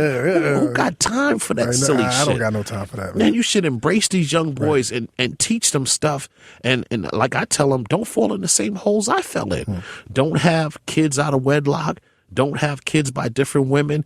Don't fall into the same holes that we all fell into, being stupid. Right. And that's what you got to do. Be the elder statesman and say, look, man, you know, I'm not trying to be in your business, but you shouldn't do this, this, and that. And they respect that. Right. I'm not coming at them, yo, you know, in my day, I was doing this and that. Come on, man. In my day, you know what I'm saying? The people that's with me are grandparents. You know what I'm saying? And I'm happy with that. Right. You know, I'm happy with that. And where I am in my life, they talking about, oh, you guys are old. Like my daughter, I never forget. She used to come in, Erica used to come in my office, and she used to tell me, oh, Dad, when you did that was a long time ago. I said, what? So she was telling me, that, you know, Lil Wayne is hot, Nicki Minaj is hot, and Drake is hot, and this and that. I was like, yeah. I said, and I tell the story all the time. It's pretty funny. And I looked and I was like, well, you see this little girl right here? What I'm doing, I'm signing a release. So Lil Wayne is doing one of my records. I said, so Lil Wayne likes your father. Lil Wayne likes your father, and you like Lil Wayne, Right. and I'm still a man. Now get out of my office. You know what I'm saying? Right. And I tell this story because it's funny. She was the one who turned me on to Right. Nicki Minaj and Drake and all that when they were coming up. It's good to have kids around. Yeah, of Because they course. keep you young, man. Of course. And she put me, Dad, you don't know nothing about music and this and this and that. She put me on to them. Right. And, you know, and I really appreciate, you know, what they do. Right. These guys are great, man. Yes, You yes. gotta love it. You Yes. gotta embrace it and take and be the elder statesman. There's nothing wrong with that. Right. Who don't want to be Dr. J? You know what I'm saying? Who don't want to be Michael Jordan and be the elder statesman? When you walk into the building, they're like, oh shit, man, that's Michael Jordan. Yo, that's Dr. J. Who don't want to be an elder statesman, man? I love being an elder statesman. Right. Seeing these guys, man. Hey, how you feeling, man? How you doing? They don't bother me. I don't want to be them. I don't want my pants hanging around my ass and all that old silly ass shit. Right. This is what they do. That's you know, them. people talking about, well, Eric, do you like? This is what they do. Let them be kids. People were criticizing y'all back in the day. Shh. They were criticizing Of y'all course for they being was. kids. Of course they was. What is all this shit around the neck? It looked like chains from slavery. Right, y'all, y'all don't know the chains y'all put on your neck. Y'all look like slaves and this and this and that. Oh, okay. I hear that. But these guys, what they do, man, if this is what they do, embrace them, man, and move on. Right. You know what I'm saying? I love it. Last question Okay. from someone that's Eric B, the president. Yes. Who you putting your money on for president, man? Hillary. Hillary's going to run. If Hillary makes it, which we all looking forward to, Hillary is going to run. She's going to run Donald Trump right off the bus. Is it crazy, man? Is it crazy that Trump, like, he has so much push behind him? I love it because Trump got in to divide the vote. That's to split the vote. And then he wound up getting momentum. He wound up saying silly stuff. And it goes to reality shows. Like, people love that silly stuff. Right. Nobody's talked about no issues. None. No issues. You're just a clown. They just insults exactly. and You got small hands. You got this. What is any? I'm gonna put a wall up around with the Mexican. What? Yo. It's like, it's the most ridiculous thing in the world. Right. But But they're eating it up, man. It's the times we It's the live times, in. yes. But Hillary is going to run him right off the board, man. And and I was laughing. I was on Twitter and I was laughing today, and somebody wrote on Twitter because I put back my Thursday throwback picture, and a guy wrote. He said Eric B and Jam Master Jay were the DJs that wore jewelry and had the most swag, out of all DJs. Then somebody else wrote, Eric B doesn't get the props that he deserved for taking hip hop to the next level. I was like, wow. I was like, that's different. right. And it is true because I don't do interviews. I don't talk to people because it's like, yo, give me the money. I didn't get in here to be a star. Right. You know what I'm saying? Give me the money. I'm gone. I'm out the way. It's like, managing people. I don't get into the photos with them and I'm standing behind the camera, man. Right. You know what I'm saying? This is their business. Right. This is their time to shine. You know what I'm saying? I don't do that. I really, you know what I'm saying? I feel in my heart, man, I had a great run. Had a great run with Eric B and Rakim. And I'm like, again, I don't like to sound like a broken record, but I'm at peace with myself. I feel Very good. man. I feel good. I'm in a good space, Excellent, man. I don't let nobody, mess up my day and hate on me. If you want to hate on me, man, okay. Keep that hate, man. Man, this has been phenomenal, man. And like Let's I do said, it again. what are we going to talk about next time, man? What are we talking about next time? You're going to go Because we over talked it. about everything. No, we didn't. You're going to go over it. What did I miss? You're going to go over it and you're going to be like, damn, I missed this. Yeah, I might have to do You're that, going to say, man. damn, I missed this. Nah, man, I really appreciate this. And I really appreciate it because you really don't do interviews, man. No. I try to stay away because you know what it is? It gets into he said, she said, and it just gets to be so childish, Right. man. You know what I'm saying? I don't got to get up here and tell no lies and this and that. The money talks. The records talk for themselves. You know what I'm saying? No publishing, no royalties. What are you talking about? You know what I'm saying? Oh, I did this record. So why does Eric B and Rakim get all the royalties in the publishing? And, and again, I just get so sick of just the negativity. Oh, Eric and Rakim don't get along. Why we don't get along? Every time I see Rakim, I seen him the other day in Newark, New Jersey. He did a show in Newark, New Jersey. And hey, man, what's happening? We hugged each other and we're back. It was all love. We're Right, back. right. But it's just, I think that at sometimes, we all have to grow up. We all have to grow up and be men and grandparents. You know what I'm saying? and show each other love, man. Stop with this negative he said, she said. Yo, man, that's the kind of stuff that messes up your dean, man. I don't got no time for it, man. I can't say it enough. You know, I'm in a great space. I'm in a great space in my life, man, and love life. When I wake up every day, man, I get up at 3, 4 o'clock in the morning. Don't have to go to work. You know what I'm saying? Don't have to go to work. But I turn around, like, even in Newark, New Jersey, I volunteer, you know what I'm saying, to run the critical response unit. Really? Yeah, I volunteered to do it because I wanted to do it. You know what I'm saying? And I have so much of a great time. You know what I'm saying? They're like, oh, Eric, we're going to pay this. We're going to do this. We're going to do. Man, I'm not worried about it. You do, you do. You don't, you don't. Right. But I'm in such a great space. Like, you know, meeting so many great people, man, meeting, you know, governors and politicians and reverends and pastors, imams, you know, and different people that I've met. Man, I feel good. I'm having a great run. I'm having a great run. Is still on. Yeah. The run is still on. Every day I get up, you know what I'm saying, and meet somebody like yourself. This is the first time I met you. Yes, sir. You know what I'm saying, listening to your podcast and different things that you do. When you meet different people that come into your life, you know what I'm saying, you're happy to meet them. You know, I'm not a hateful guy. Hey, man, Jay, you call me up. Yo, E, I need to do an interview with somebody. Hold up, man. Let me call. That's my man. You know what I'm saying? That's what you do. You know what I'm saying? But some people get into this negative mode, and like you had me and Fox laugh about these old school rappers, how they have this hateful, yo, man, when we was doing it, yo, you squandered your opportunity. Don't get mad at none of these young guys. Embrace what they do and move on. You know what I'm saying? I ain't got it. You know, I go out to Jersey. You know what I'm saying? I got Rakim Muhammad. He's the deputy mayor. He's my friend. I love him and his wife. I mean, we go different places and you know, he turns me on to different political stuff. You know, I see so many different people. Man, I have a great life. I'm having a great run. You know what I'm saying? Raz J. Baraka is the mayor of Newark, man, has made a lot of changes and done a lot of great things for the city. I mean, we're having a great, great run as a family and as a team. Are we going to argue sometime and not get along? Well, that's what brothers do. Right. But at the end of the day, we stick together as a team to make things happen. Of course. And we're having a great time doing it. Is this new waters that everybody is into? Of course it is. So you don't know how to swim yet. You know what I'm saying? You still get acclimated to the water because, you know, nobody's been in this position before. But we're gonna figure it out and work together and make a change. That's what I tell people.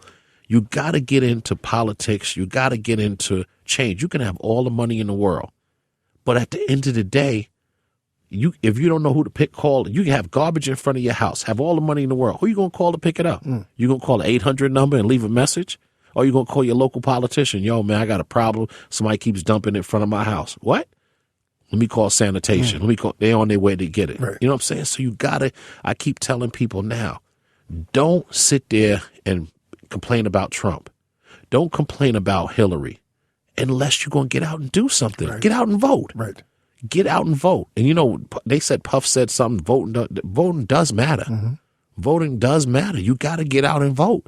You can't continue to sit on the couch. Yo, man. And the whole nine. Yo, man, I don't like this mayor. I don't like this senator.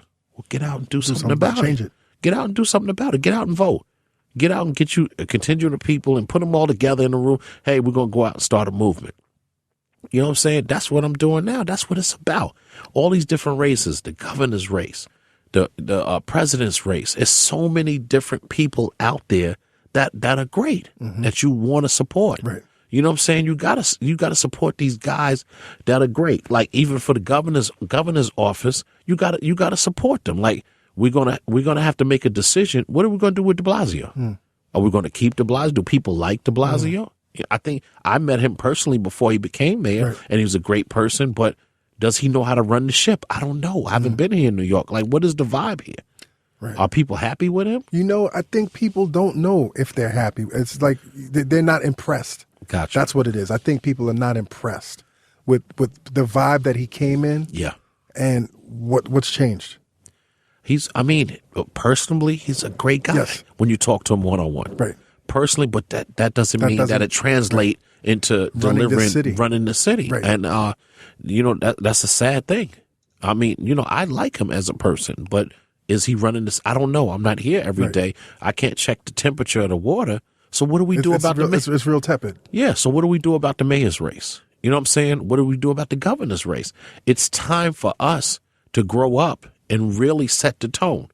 You know what I'm saying? Because we can set the tone and make the change. If we all got together, we could say, this person's going to be in the White House. This person's going to be in the governor's office. This person's going to be in the mayor's office. So the division that we all have right now, everybody loves it. The old school is hating on the new school. New school is hating on the old school. So now we don't have them. We don't have them all together. But us together as a force, and we say we're going to stand behind this person to be governor. We're going to stand behind this person to be mayor. You know what I'm saying? There's so many different candidates out there in different races. Like in New Jersey, I met a guy, great guy. You know, Philip Murphy, great guy. He was the ambassador to Germany, 15 years in the NAACP. Great guy. He's running for governor of New Jersey. Right. Great guy. You know what I'm saying? He has the financial strength to be able to take New Jersey to the next level. Great guy. Right. So, you know what I'm saying? You meet all these different people. You know what I'm saying? The other candidates, I haven't met them. Right. I don't know what our party is doing, you know, on a whole, because nobody's told me, Eric, you know, we're going to vote for this person. We're going to do this. We're going to do that. But I had a meeting. I met with Phil Murphy, one of the greatest guys that I've met. Man, he solid guy all the way through. Been on the NAACP for 15 years. And, you know, has the financial, you know, understanding to take this thing to the next level. Right. So, I mean, you meet so many different people, you know, being in my position. Just being Eric B. It's a great thing. Man, this is so impressive, man. Yeah. Well, life is impressive, man. Right. Life is, let me tell you something, man. I enjoy everything from getting up in the morning, watching the news, even 3 o'clock in the morning. You know, I know if I can't talk to anybody else, I can call Fox. Right. He's up. Fox be up? Yeah, Fox is up. Fox he's sneaky. You gotta watch him. You know what I'm saying? He up in the morning. Slide like a fox. Exactly. Right? He up in the morning. And when you talk to him, he ain't on the hello. Yo, what's happening? Bright, right? Yeah. Fox be bright. Hey. Exactly. Yo, what's happening? Like he ain't went to sleep yet. Right. Yeah, yo, what's happening? I say, yo, Fox, I look at the thing, because I know Fox is up because he's on Twitter. Right. He talking about Good Morning World, and yeah, and Fox, you know, he curses people out in the morning. Good morning, world, man, this and that. So I said, oh shit, Fox is up. Man, it's 4 o'clock. Fox is up. Let me reach out to him. Yo, Fox, what's happening, man? I'm just up, man. You like this digital age, man? I love it. You love the communication of social media? I love it. You know, it takes. Where else can you have a record? You gotta remember, Eric B and Rakim grew organically. Right. You know what I'm saying? So it went from Harlem to the Bronx to Queens to Staten Island to Manhattan to Philadelphia to Connecticut to North Carolina, South Carolina. So it grew organically. Now all you do is push a button and you worldwide in seconds. Instantly, yeah. You know what I'm saying? It's amazing. I love it. Coming from our era, it seems like life is so much easier because everything is at the push of a button. Yeah, and it's so funny. I read these different articles about Nas and being into his technical stuff, right? They say, oh, Nas is our next billionaire, because he's in the technical company. I kill him. I send him the articles. He's like, oh, boy, Eric, here we go again. I call him up. I say, Nas, let me hold something light for the hoes get it. I said, you a billionaire? He's like, hey, man, they keep killing me every day because he's into the tech world. Yes. And that's what you got to be. You got to be in the Silicon Valley or the new Silicon Valley that's in Santa Monica, California. Right. You got to be on the cutting edge to understand. You can't be that stubborn, oh, I'm going to do things the way I did them 20 years ago. Right. The world is changing, evolving faster and faster. If you don't adapt, man, you get left behind. And I was so taken back. One day, my friend Delaney McGill was in a meeting, and he went to meet with Jimmy Iovine. So Jimmy Iovine was meeting with not Warren Buffett. He was meeting with it was a bunch of people in the meeting, and they came up. And they said, he said, hold on, Delaney, man, I apologize. I apologize for, being late. It was 2 hours. And they were trying to get some money. It was, what's my man name with the glasses, man? Not Bill Gates. Yes, Gates. It was Gates. Okay. It was Gates. So he was alive. I apologize. So it was Bill Gates. So he was meeting with Bill Gates, and Bill Gates told him, they tried to get some money for black schools and computers, and Bill Gates told him, yo, I'm going to give you some money, but black kids are 10 years behind in the digital divide. I said, whoa. And what he was 110% right. It wasn't like he was being prejudiced or he was looking down on black kids. He's telling the truth. Right. We don't teach our kids. We're teaching Twitter, Facebook, and all that other silly shit, but we're not teaching them, how to be programmers. If they were programmers, you can come out of high school and make $100,000, 100 and change, being a programmer. And we're not teaching that to our kids. We're teaching them silly ass shit. They can get on the computer and look up their Twitter account or look up their Facebook, but they can't look up anything else. You know what I'm saying? So it's like what he said was right. And I'm on a mission because I think that we should start teaching our kids, about the digital age, about Silicon Valley, about the new Silicon Valley in Santa Monica, California. It's so many great things that are happening. And me and Nas laugh about it all the time. Where else can you go? And I laugh about these startup companies. They come with these ideas and they raise 100, 200 million on an idea. Yep. Where else can you do that? You know what I'm saying? We got a great idea. Okay. All right, here's some money. Let's see if the idea works. What? Where else can you do that? Right. America is the greatest place in the world. Yes, sir. Greatest place in the world to make money. So it's so many different things out there that you can create a paycheck for yourself and not just get $20,000 and $30,000 a month.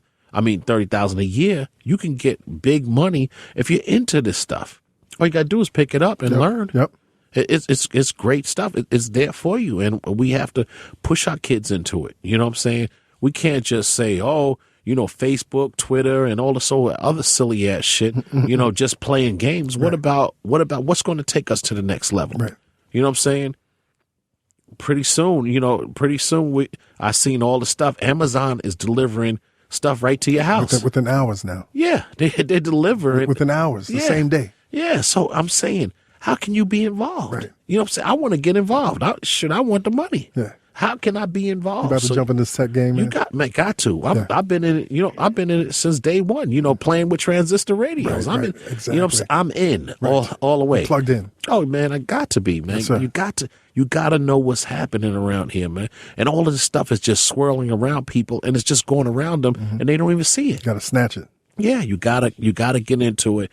You gotta stop thinking about sports and which sports and stuff. If you're talented like that, you should stay in the sports. But there's more things out there than being a rapper. Right. There's more things out there being in the studio. There's so many different things that are great, man. And I just tell people, you gotta look at it. I was thinking, we were talking about Phil Murphy and how he came from Germany, and we're talking about the things that Hitler did in Germany. Hitler being an idiot and the stupid shit that he was doing, killing people. Outside of that, he had a brilliant mind. He did all the super highways.